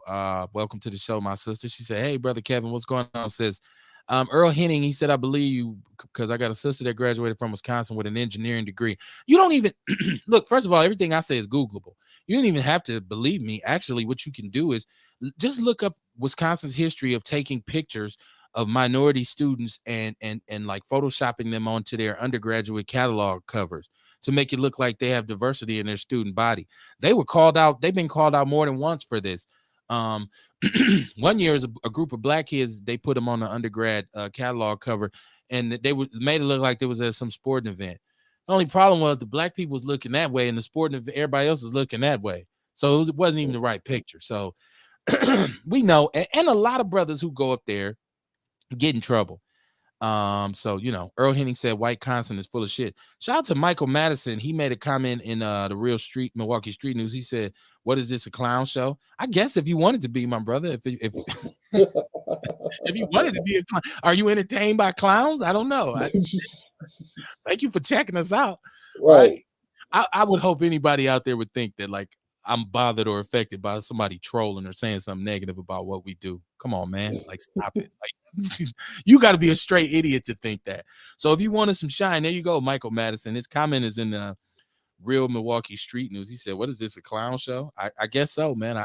I'm Ronald, right? Like, right. I don't know. So oh man, I don't even worry about it. We had a troll. We had a white dude call in. I'm saying he's white. I'm assuming he was white. He called in last night. He was one of the YouTube viewers, and he was trolling us. And I don't know if he thought like we were gonna come apart or we would be upset. Like we were laughing at this shit. Like I'm laughing at this dude now. Like, what is this, a clown show? Yeah, if that's what you want it to be. I don't know. I don't know what entertains you, right? Right. Close your eyes and imagine it to be whatever you want it to be. I don't know, right? It's funny that you use the word clown, right? I think you know where I'm going with that. Okay, so we finish it off. First of all, congratulations to MAS and the Milwaukee Academy of Science. They were up in Madison, playing for a state title, Division IV state title. They came up short. They lost to Cali, which is another Division IV team. We just had Freddie Riley on the show, Coach Freddie Riley, I should say. I put some respect on his name, Coach Freddie Riley. Shout out to Freddie Riley. He was on here talking about basketball in the city. That team, Ron Colley, was all white. I'm gonna go there. Race wise, I'm gonna go there. I'm not gonna even bullshit you because it's the Big Black Sports Show. We've been waiting on a state champion to come back. The state championship to come back to Milwaukee because the city conference used to dominate basketball. So we talked about that. What's preventing that? Right. MAS did a great job. They had a great season. They have a bunch of young kids, freshmen, sophomore. And so what they did was actually very, very commendable. And I seen a lot of people making comments saying, here's a group of young men who weren't out stealing. They're not the kid boys. They ain't shooting. They ain't looting. They ain't robbing. It's all good. That's fine. I do acknowledge that as well. And shout out to every last one of those young men. Because my son plays AAU basketball, I happen to know a few of those young men in that program, and I've just been in the gym over the last 3 or 4 years where they work out, and a lot of those kids work hard. They play year round. First of all, from here's AAU time, so from this long high school season, they go into this. So, but there has to be some reasoning behind why our teams, and I feel like as adults, we're letting our young men down by not providing the resources and the facilities and the coaching and the kind of guidance that they need to maximize their athletic abilities. Because one of the reasons why I decided to do a sports show is because it holds such importance in our community. And for us, it's usually, and I know for myself, like I'd never have a college degree if I wasn't a good football player. It wouldn't even happen. Like I was on my way nowhere fast. I was going fast too. Like I wasn't even going slow. So if not for football, heaven knows where your boy would have ended up. I can say that, but I don't know what God's plan was, ultimately, but it wasn't looking too bright. Right. And there's a lot of brothers who have kind of gone through the same situation. Sports is very important in our community. It can be a way out. So hopefully this experience of getting out the hood, being able to travel a little bit, and just seeing some different things for some of these young men paid off. Now, back to the game, though. I want no consolation prize, right? I get it. Yeah, they're good kids, and congratulations. I do understand that yeah, they could have been doing something worse, but this is sports, and in sports, second place is the first loser. So I think people need to understand that, and I just think we got to get back to a winning mentality. I'm not knocking these kids for losing a basketball game, but the way they lost was more of a cerebral thing. They weren't outclassed athletically. It was kind of like the scheme that Roncalli ran, the type of defense that they played, and our kids, for whatever reason, did not make the adjustments. I don't know. And I'm not, I don't want to come off as one of these cats who's pointing his fingers or whatever, but we're talking about competition, right? Mm-hmm. And I feel like in building our culture and in building our communities, we need to like kind of embed our kids with the ideology that winning matters. Like whoever winning ain't everything. Somebody, you know who said that? Somebody who just lost. That's the only time you say that shit, right? Like, so, and it's not just sports. In life, to be able to get used and expect to succeed, to get used to succeeding and expect success when you go into something, to commit to something, and be all in for it, right? And that still doesn't mean you're going to win an athletic contest, but I'm just saying, let it be based on, man for man, they were just better. Athletically, they were better. Not, they played a certain thing and we couldn't make the adjustment for whatever reason, because that kind of fuels the perception that black athletes can't be cerebral or smart, right? So I say they were young kids, and Mike G, we talked a lot about it, and he was saying, it's a big moment, and for a freshman and a sophomore, it can be too big sometimes, and those kids may have been playing together, they may be really senior heavy. There's all kinds of things to consider. I just feel like we need to go harder in the paint. I don't think, once again, it's one of those situations where I say it's not about whether or not we lost, it's how we lost. Let's make sure we lose in this fashion ever again. So shout out to them. And we're trying to get the coaches on to come on and talk about it. And just have a conversation with them and congratulate them too for their success. It's still a wonderful accomplishment. From what I understand, during the broadcast, they mentioned that Coach Keys has over 16 years experience coaching at Milwaukee Academy of Science. So, man, just want to get him on here, man, and interview him and give him his flowers, along with, I think, the assistant coach, Ewell Clinton. Man, you guys did a great job, man, and we just want to talk about it. And your team has a young nucleus, man. These two of their kids, sophomores, and they made the all tournament team. Okay. So you have a wonderful nucleus coming back. These kids can actually make it back to the tournament, to the SIP game 2 years in a row. 3 years, and they can make it 3 years in a row if they work hard and accomplish it. And they got the potential. Right. If they return. I mean, basketball in the city is so topsy-turvy.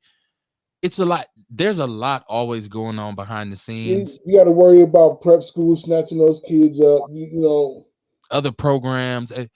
listen, I keep telling you, my son has been on the AAU circuit, not the major one, but he's been in AAU, and I've seen a bunch of clown shit just in terms of how people work with these. First of all, some of these kids have absolutely no accountability because they have some athletic ability. People just like allow them to, they enable them. They allow them to do certain things that they shouldn't. And then so when you get to a higher level, and I can tell you this because high school football was here, college football was here. So even myself as a player, there was a big adjustment mentality wise that I had to make once I got to the next level because the coaches there is just like, no, we don't do that shit up here. Like it was, you know what I'm saying? Like those dudes pay their mortgage with wins and losses. They don't have wins, then they lose. They have to move, right? So they don't play no games with you. So there was a lot of stuff that went on that I'm not going to talk about. It's just stuff that I hear. But there's also things that I've seen in AAU where I say, man, there needs to be some sort of structure put around this in the city because it's counterproductive for some kids. And the parents like myself get screwed over because you end up paying $850, $1,000, $1,200 for your kid to play, and it's like a real shitty experience. So you hear that story a lot about the outrageous cost the AAU has to cover, and you know, parents expecting much more than what they're getting, you know, for their quote unquote investment, because basically that's what it is. You know, when you want to use these leagues as a tool to try to advance your kid to make you one step pro, you know, you're taking the enjoyment of the game from the kid and you're using it as an investment. You know, so that's one thing to look at as well too, man. Is, you know, a lot of times these parents, they really need to do their homework, research the teams that they're interested in their kids playing for, and what are you doing it for? Are you doing it for the kid? Is it for his good? Does he want to play? Does he enjoy playing this much? Is he good enough to play on this level, or is this your pipe dream? Yeah, I mean, you know, we talk about that all the time about parents who live vicariously through their children. Right. So you know, and this is a way to get taken advantage of. They're taking some AAU programs are taking advantage of the kids and the parents, but they're taking advantage of, you know, your pipe dream. Yeah, once again, there's when a kid seems like he or she will go pro, a lot of people, it's natural for there to become a lot of hangers on, like, you know, and people say, well, I want to be associated with this kid because if he hit that NBA lotto and get that 100 million, we just talked 23, 25 million, it's a kickback for me. Sometimes it's a reputation thing. It's an ego thing. I noticed a lot of that in Pee Wee League football here in Milwaukee, which, by the way, has come a long way since I was a youngster because it was just non-existent. But a lot of that is bragging rights. Cats just want to wear their coaching shirt and go and sit in the barbershop and say, oh, we won 3 years in a row. But then I was that high school coach who would get some players off your team, and they would tell me all these awards they'd have. And then I say, okay, get down in the stands. And they couldn't do it. Man. So the concern became, what are you really doing? Like, what are you coaching? I don't want to criticize nobody. This is a positive thread and congratulating MAS. Shout out them. And anybody who we expect and we want our kids to succeed in the city. It's funny, like on the north side, I feel like we don't give our kids enough shine for playing sports. I feel like, and I have over the years have approached some people about some ideas that could like really invigorate city conference football and really bring more involvement from kids and make it more of an event, because I feel like there needs to be more pageantry involved with high school football games here. A lot of times they come off as throwaway events. Like a lot of teams here don't even have cheerleaders. They don't have bands. Like I don't even know how you have a football game with no cheerleaders and no band. Like maybe I'm spoiled because I went to King and we always had that type of shit. But the pageantry of it and really just making the kids feel like they're doing something. And I feel like when you have the cheerleaders and the dance team and you have the school trainers and the band members, you get more and more kids involved, right? Like I feel like in a city like Milwaukee, the bands here should be all HBCU style and have halftime shows and have performances by these kids at halftime. That it'll be packed. Now you have to get some security, right? It's still Milwaukee, right? It's still the north side. Yeah, get some security. but it'll bring the kids out. It'll give them something positive to be involved in, instead of them just watching the football players and you know, y'all walk around in y'all jerseys, but you know, you come to the game, it's 25 people because you don't have cheerleaders, you don't have a band, you don't have a cheer squad, you know, it's just that kind of thing, man. So, and MPS can't tell me out of a $2 billion budget that they can't find the money to do this. Like it's a shame that it's so I would say undermanaged. You know, and it's we lost those things over the years because of budget cuts. But how come some of those things weren't reintroduced? You know what I'm saying? How come we didn't bring some of those things back? So, man, the ball got to drop somewhere. Yeah, well, you know, once again, it's one of those things that we talk about, the spirit of do for self, which is why we do what we do. I could easily sit around and watch somebody else's program or bitch and moan because I disagree with what they're saying on the TV or the radio, or I could do my own, right? Like we live in a society where you can really do for self, right? Like you don't have to wait. And so I feel like when it comes to our kids and our investment in our children athletically, that's something that we have to do. Like we as people of color have to get up and say, you know what? Enough of this second class shit. We're going to build, we're going to make sure the facilities, like, I don't know who, I was having a conversation with somebody. Oh, that was you. We were having a conversation about some of the practice facilities for football at some of the local high schools, in which is potholes in the lawn. You know, kids are practicing, there's gunshots in the background and shit. Right. Like, and then I go out to Greendale and I see their school and it looks like a small university. And my son plays football in the suburban leagues. I go to all these schools who have their own stadium. They don't share their stadium. I go to Pewaukee. They have a top-notch facility. You know, when you look at the investment that the community has put into the kids, right? And they're not necessarily winning state titles or whatever, but the parents are saying it matters to me. To me, it's an accomplishment for you. Because our kids go to the school and we want them to have the best experience possible. You know what I'm saying? So yeah, we're going to make sure that our facilities are, they may not be top notch, but they're going to be doable. You know what I'm saying? They're going to be nice. You know what I'm saying? The problem with MPS, man, well, there's so many of them. You know, I don't want to MPS bash, but you know, when it comes to football, there is absolutely no buy-in from the district. Yeah. There's no way that the kids should be practicing on football fields that can actually hurt them. Mm-hmm. It makes no sense, man. You know, you bring these things up season after season, man, and at some point, you know, for our school district to be able to compete with other school districts in the state, they're going to have to up the ante and do more for these kids. Don't get me wrong. And shout out to Earl Henning. He said we need to go back to AFY and warning clothes from nothing but a t-shirt. You're right. Earl, you're definitely right. And he said only a clown knows a clown when he sees it about our troll from tonight. That's true. Exactly. I've been over cats, keyboard killers, and mouse pad mobsters for so many years. I've been past that for a long time ago. I don't even. That's not even a big deal. I feel like I've never been the type of person that wanted everybody to agree with me, because my father used to tell me, if everybody agrees with you, you're doing something wrong. Like everybody can't agree with you. It's impossible. So, but yeah, so you know, fuck him. For lack of a better term, I'm not even worried about that dude. Like, I'm sure he's on his phone right now. So I'm gonna say something else to him, like get a woman or something.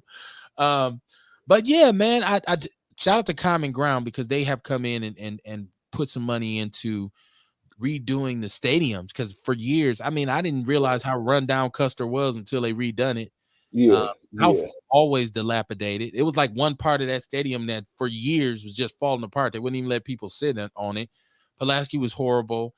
And now Vincent has a field, and Vincent has a nice campus. Like it's a shame that Vincent, there's not more of an investment there, because I feel like that school is set up and they have a lot of athletes that come through there. But I do understand socioeconomic conditions in our city play such a part.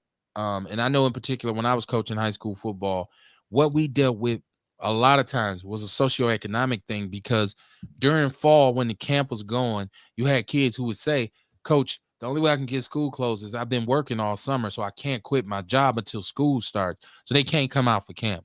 Well, he couldn't come out in the spring. He couldn't come out in the summer because he was working. He couldn't work out. He couldn't come to the weight room last year because he was working his job. And I get it. Mama said, look, you got to work. I can't take care of you. And then our kids come from homes where they don't have the support. Like you want to, coach, I want to come work out. I want to come to this and that. And we just can't. I just can't do it. I got to watch my little sister or whatever. So some socioeconomic issues that kind of play a part in this as well. And shout out to the kids that do make it happen. Shout out to the kids that have those responsibilities, but their love to play the sport is so strong that they make it happen. Yes. They create a schedule and they stick to it and they make it happen, man. I got to give a shout out to those kids to do it. Yes. Yes. Like I said, man, it's the Big Black Sports Show. It's what we do on Tuesday nights. We have a conversation about sports. Brothers love to talk sports. I've been in some knockdown, drag out discussions in some barbershops surrounding sports. And what we're about to talk about next to close the show out is always one that gets people dander up, as they say. So it's what we do on Tuesday nights, man. The numbers run across the bottom of the screen. The Cash App is there if you want to donate. If you want a sponsorship, hit me up. You want to do something collaborative, hit me up. I'm always open to working with my people. I don't have a hater bone in my body, right? But that don't make me no punk, right? So just don't get it twisted. Just understand that. We're always on some positive vibes, and like we used to always say when the show would start, we would say it's a non-hater vibe, right? Right. So we don't get down like that. But just like I say, be respectful. Like don't get it twisted, right? At the end of the day, I'm still from Capital. Stop it. Like you know what I'm saying. But so LeBron James just became the second leading scorer of all time in the NBA.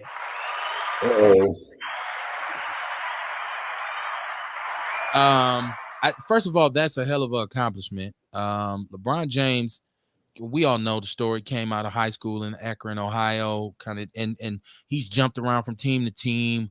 People have criticized him for the whole super team thing and this and that and whatever. First of all, like I said, I don't know that athletes should be loyal to one team, right? Like, cause they're not loyal to you. Like, you one bad game, one bad injury, they'll ship your ass off.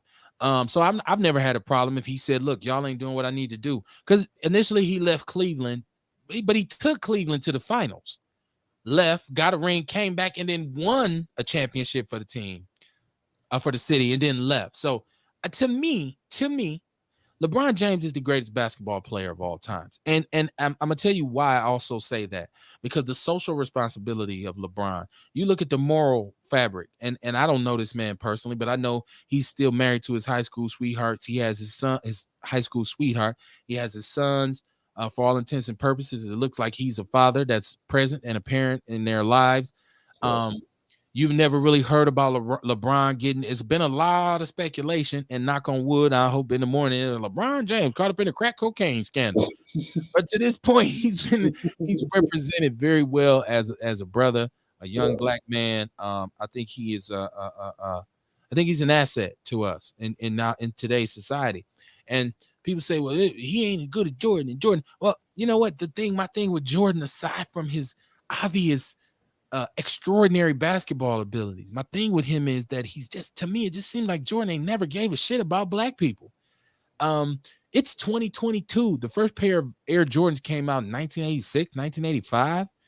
People still get murdered and assaulted for Jordan tennis shoes to this day, which, by the way, are supremely overpriced. There's no way that a shoe that they make and release every 3 years should be $400 and $500. It's ridiculous. Of course, we understand that the buyers drive the market. It's just a big, like, there was just a new Jordan here released. The line at Playmaker was around the corner. People had tents. I ain't with black people with tents. Who the fuck knew some black people had some tents, right? Like, where did it from? Well, last time some Jordans came out, I bought one, but I've never heard Jordan make a statement. I've never seen Jordan try to create some sort of situation where the shoes don't hold as much stature so people won't feel like, because most people feel like if I'm wearing Jordans, it's a status symbol. It's like riding in a Cadillac or Benz. It's like, it means I have some money. If I have some, and Jordan's just his whole thing with And I get it. He's like, I'm a pro athlete. He's that school of OJ. Like, I'm not Martin Luther King. I'm just OJ, whatever. Okay. I get that. But I still think at a certain point as a person of color, when you get to a certain level, you owe it to your people to do something. Because more often than not, we are your first supporters. Like when the Jordan first came out, it was something we embraced. Brothers in there. Oh, them some slick ass. Oh, I'm gonna put them on. The whole sneaker culture, Black people innovated and just made this thing what it is. So I just feel like Jordan has never really made a definitive statement, and his social responsibilities is just shitty. Okay, now aside from that, just as a player, yes, obviously one of the most skilled players you've ever seen. I'm fortunate enough to have been alive to watch him play in some games. And I'm telling you, he fits the bill, and he was as great as they say. But I'm going to step out on the limb, because just like we talked about how the game of football has changed, the game of basketball has changed too. Yes. Athletes have changed. Big 7-foot centers who play with their backs to the basket have gone the way of the running back. They're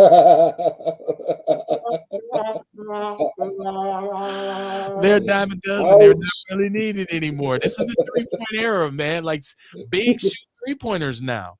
There's an entirely different type of athlete playing basketball now. I keep hearing old dudes, they couldn't have played in my era. And first of all, LeBron is 6'7", 260 pounds. Right? I'd have elbowed him. He'd have got up and whooped your ass. Like, I'm just like. And it's just, I hear, but even people forget, even back then, the game got regulated when the Knicks was doing the hand checking defense in the playoffs. That was 94. John Starks and all them, Patrick Ewing, they changed it then and said, y'all just too crazy with the fouls and shit. So, I think LeBron, at the end of the day, now you say Jordan has more rings. Oh, well, LeBron has 4. He had to do this, he had to do that. He had to go to a super team. Don't tell me those teams that Jordan won those championships with weren't handpicked. There were some pieces that they went and obtained them to help Jordan win. So, super team. But I'm just saying. So I've shout out to LeBron James. Not that he knows me, but I feel like he's the greatest basketball player of all times. I think he's revolutionized basketball because he's a player that can play all 5 positions, and so he defies description. Like, it's like, and he at 37 last night. Oh, is he 37? 30? What? How old is he? Last night, I seen him jump damn near out the gym and dunk on Kevin Love in Cleveland. I'm like, this dude is 37 years old, and he's been playing since high school. Like, and so this dude is taking care of his body and whatnot. So I just think he's the greatest player of all time. I still think Jordan is one of the greatest. See, to me, there's a bunch of different great players from different eras. Because if some old school cat say, I watched Julius Erving, to him, he's never seen anything like Dr. J. So if he wanted to say that, I say, well, that's your opinion. I don't think he's better than LeBron. I don't think he's better than Jordan or whatever. But you have the right to your opinion, right? Right. So that's just the opinion of a clown, according to the cat who comment. No, I agree with you, man. That's just normal progression. Somebody's going to come along better than LeBron. Yeah. It's just normal. It's normal progression, man. But yeah, when you compare him to Mikey, man, it's there's so many similarities. But one thing that Mike can't do is post up 7-footers. Yeah. Okay. You know what I'm saying? He's not. I've seen him post. I've seen him post up smaller guards. I've seen him try to post up threes, but you very rarely see him take a 4 or 5 down low and post them up and score on them. That's not his game. And LeBron can do that plus more. So, yeah, man, I would say because of his size, his skill set is better. Right. Yeah. Once again, there are different types of athletes. I just, I see this debate all the time. Like, there's endless memes on social media in regards to who's greater, who's not, and it's something for us to, debate. This us cats who don't play sports. That's all we left. That's all we can do once you can't play no more. Walter Payton wasn't shit. He wasn't no good. The Bears standards were better, right? Like, that's what we do.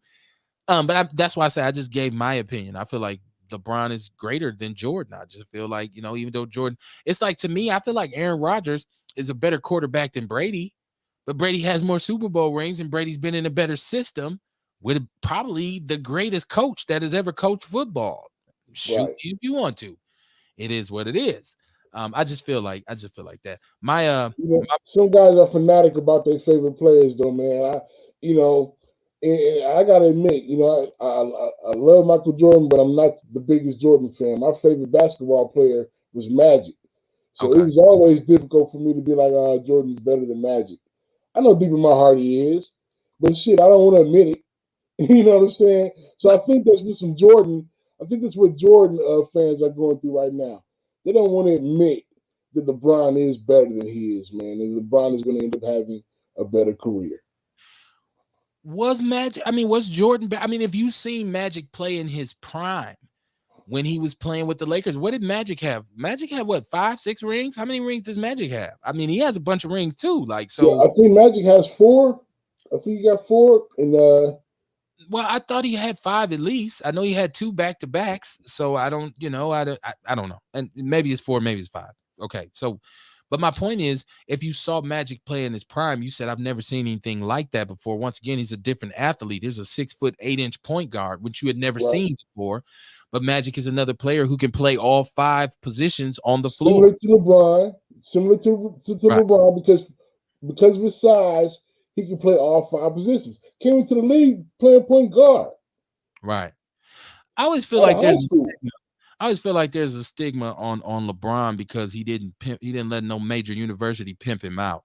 I feel like once LeBron went pro and didn't let this pimp NCAA bullshit system pimp him out, I feel like there's kind of like a narrative that will start to be created about him.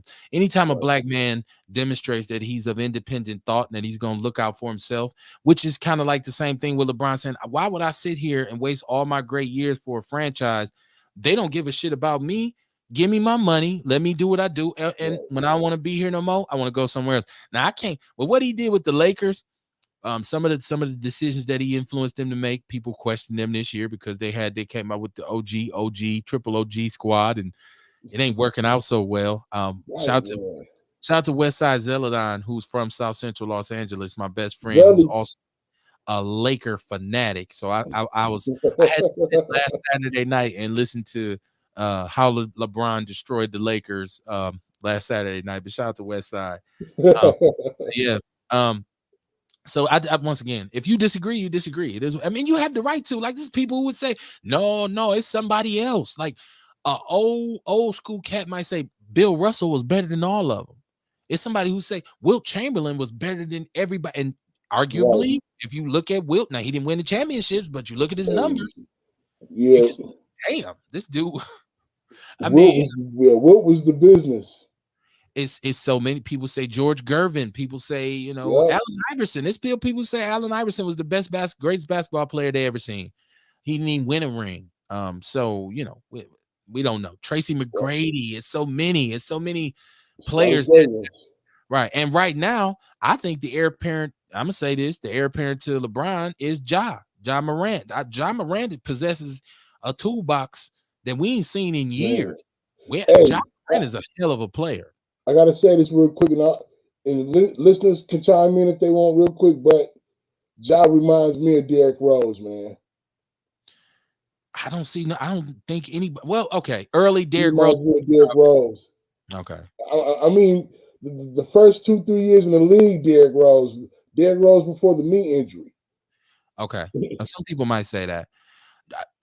I haven't seen. The NBA is full of talent. First of all, the NBA is right now. They got basketball players in the NBA are ridiculous. The athletes, the level of athleticism is ridiculous. But I just think Ja is just one of those players that just got this it factor so deep. Like you just see it when you see him. Like I felt that way about the boy, the big boy who's been hurt. The big boy from Duke. Damn, I can't remember his name now. Zion Williamson. Like I felt like he had that when you watched him when he wasn't hurt. Now people are down on him because he's had this injury and whatnot. But I remember last year when he was playing, when he finally did come and play, it was like, whoa, that dude is something. Because here's another big 6'8", 280-pound dude who can just take off and yam it with a jump shot. Yeah. So yeah, I just think, and that's why when I hear these old dudes saying like who couldn't have played in their era and da da da, I'm like, dude, who was you gonna defend? Who was you going? Who was your old ass gonna defend? Right. I looked at Carl Anthony Towns the other night. I said, damn, it ain't even fair. So yeah, man, my Bucks, man, we in the home. I didn't know this year done bypassed me. We almost to the playoffs. It ain't that many NBA games left. The Bucks are in third place. They're gonna make the playoffs. Right. Everything changes in the playoffs. People talk Playing the about the Bulls Bucks tonight. being healthy. I don't know. Let me see. Did we get what's the score? Let's see if we can get that score up right quick. Because I can pull that up. Because obviously we're on the air. So and the Bulls have been fading a little bit. Oh, the Bucks kicked their ass, 126-98. And they beat some of the better teams in the last month since after the All-Star break. Since the All-Star break, don't get me wrong, I seen them get their shit kicked in by Phoenix. They lost the other night to the Timberwolves, but Giannis didn't play.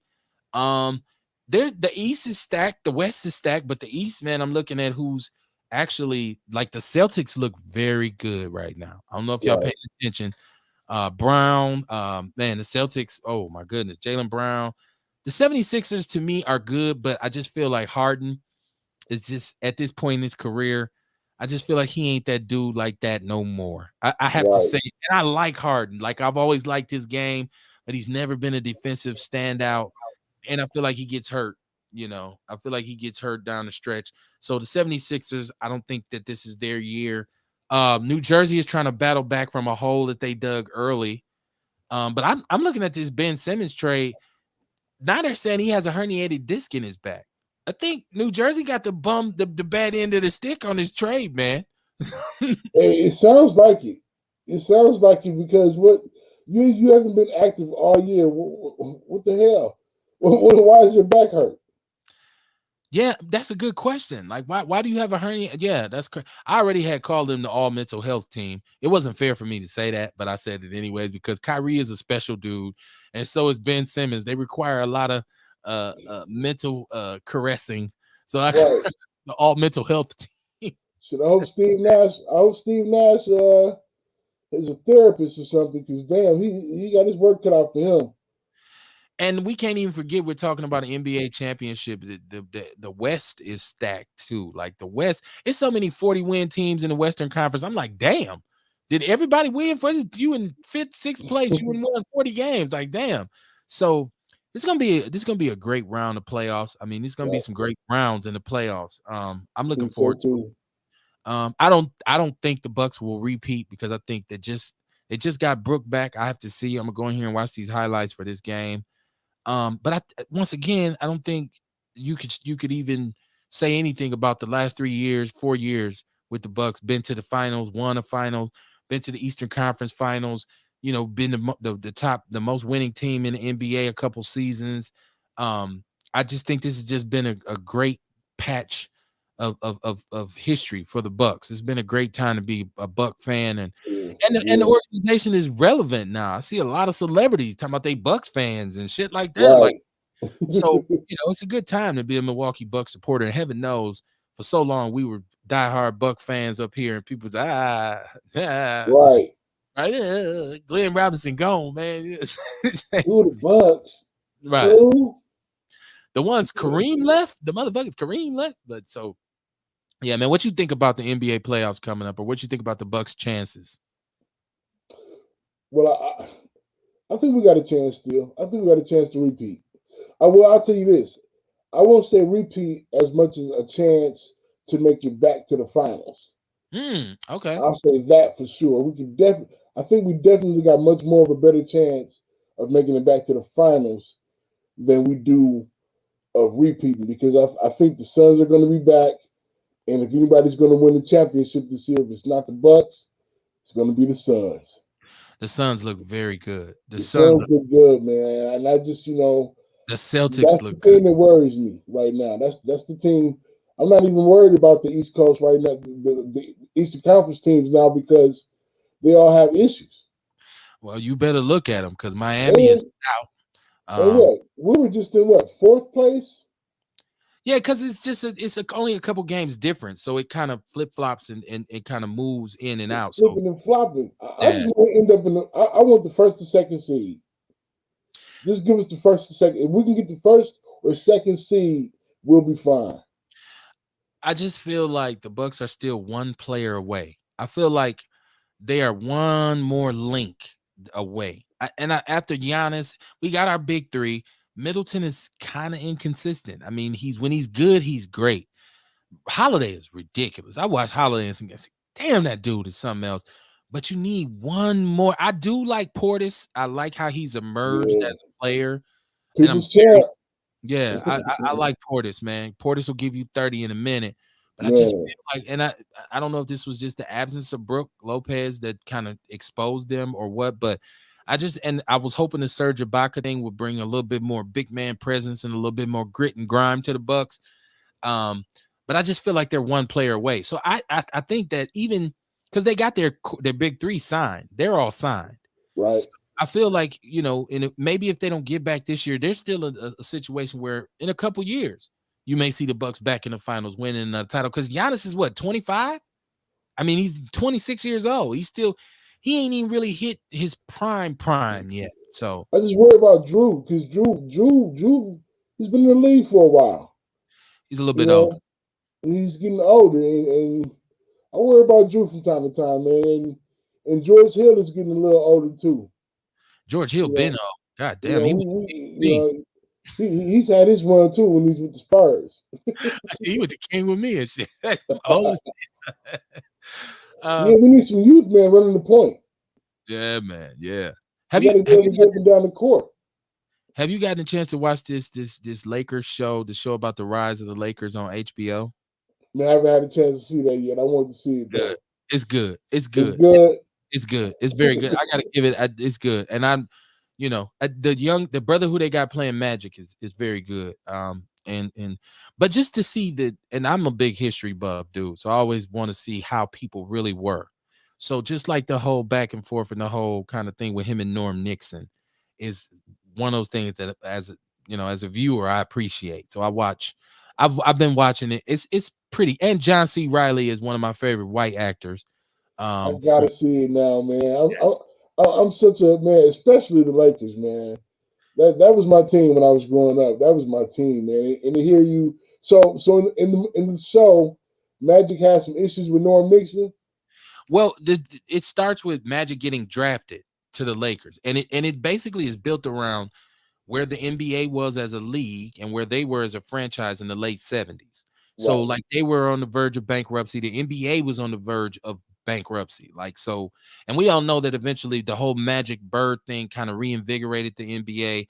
And then comes Isaiah and Jordan and all these great players in the 80s, and they kind of stepped their game up and got back to where they were, got to where they are now. But this was a time when the league wasn't there, and Jerry Buss, who was the owner of the Lakers, was just kind of like an outside the box type of dude. So, and that was known, that's documented. So it's just about him purchasing the Lakers, and the whole thing about Norm Nixon is the starting point guard, right? And then this is a time point guards were not 6'8". If you was that tall, you went down in the block. You down there setting picks. And so Norm is a little insecure and saying there's no way they can put this dude at guard. You just got to see it. The relationships, but it's a good show. It's a good show. Man. Yeah. I remember those teams in the 80s, and I remember that first year. I think I was like 5th or 6th grade, man, when the first year the Magic came to the league. And I remember Norm Nixon was the starting point guard, and I remember they both would start. Mm-hmm. At the beginning of that season, they both would start, and it was a trip because you knew that Magic was supposed to be the point guard, but you would see how they would share the ball. I remember this vividly, man. Then all of a sudden, Norm Nixon started coming off the bench. It was Magic's ball. Yeah. And Norm Nixon was eventually traded to the Clippers. But Norm Nixon, for all intents and purposes, was a pretty good player. But once again, it's like when you see the future come into, the business. Yeah, it's like Drew Bledsoe watching Tom Brady take his spot, or it's like whoever was the starting guard, and I don't know who it was, Cliff Livingston or something. I don't know. I don't even know if that was him. Whoever was the starting guard for the Bulls, watching Jordan come in. This is the future of the game that just came in the building. So once again, check it out. It's on HBO. I watch it. It comes on Sunday nights. Aside from like Snowfall and some other shows that I watch, like those are shows that I have to see. Like if I don't see it, it's gonna be a problem. But I stream everything. I cut the cord on cable a long time ago, so I can watch everything on demand. So it's a good show. I just before we go tonight, man. First of all, show your book one more time for us. Sure. Fullback. Larry, every time I show this book, my camera outside. That's right. Fullback by Larry Tank Purdue. Once again, I want to thank everybody. Once again, thank you for your support. This is a great book. I hate to toot my own horn, but it's a great book. I'm really proud of myself, and people believe me. You will enjoy it. You'll enjoy it, and it's a true story. How can they get it? Story. How can they get it? Oh, you can order it on Amazon, Kindle. It's available in paperback and ebook, and you can also order it on Lulu. Or you can call, or you can DM me, and I can have it for you in a week or two. Okay. Well, you know what I'm saying? Make sure you join. I got to get you. I keep saying this. I thought I added you to the People's News Network. I thought you was in there because I want you to push the book in there. You know what? Tune in tomorrow night, man. We're gonna do Outlaw Radio. I'll be on here with the Outlaws. We'll get it in. I'll be back Thursday to do Outlaw Nation. You know, I think it's very important that we understand, man, that now's the time, man, to do you've been waiting forever. You know, do what you want to do, be what you want to be. You know, go as hard as you want to go. My man wrote a book. It's probably something he always wanted to do, but never thought he'd be able to do it. Got it done, right? Since I was a little knee high to a flea, little dude in short knickers, I wanted to be on the radio. I went to school and got a bachelor's degree in radio and television because my desire was always to be on this microphone. The city that I live in has not been as forgiving as I think they should have been in terms of giving people opportunities. So I made my own way, and I would encourage you to do the same thing. And you should not ever worry about what somebody tells you you can or you can't do. That should be the least of your issues or your worries, man. Live your life to the fullest because pretty soon it's gone. This shit has flown by. I look around all the time and say, damn, I'm 46. What happened? I was just a youngster, but it goes by. So you got to do what you want to do. And you can't allow people to define you, man, because the one thing my mom used to always say to me is you may have done the things they said you did, but you are not who they say you are. Peace and love, y'all. I'll see y'all tomorrow night. Peace. Appreciate it, bro. These niggas wishy-washy, snitchy like Zagachi. I remember back to days on money in my pocket. Now I'm styling like a rich nigga's closet. Now hear my Samuel Hill voice. What's in your wallet?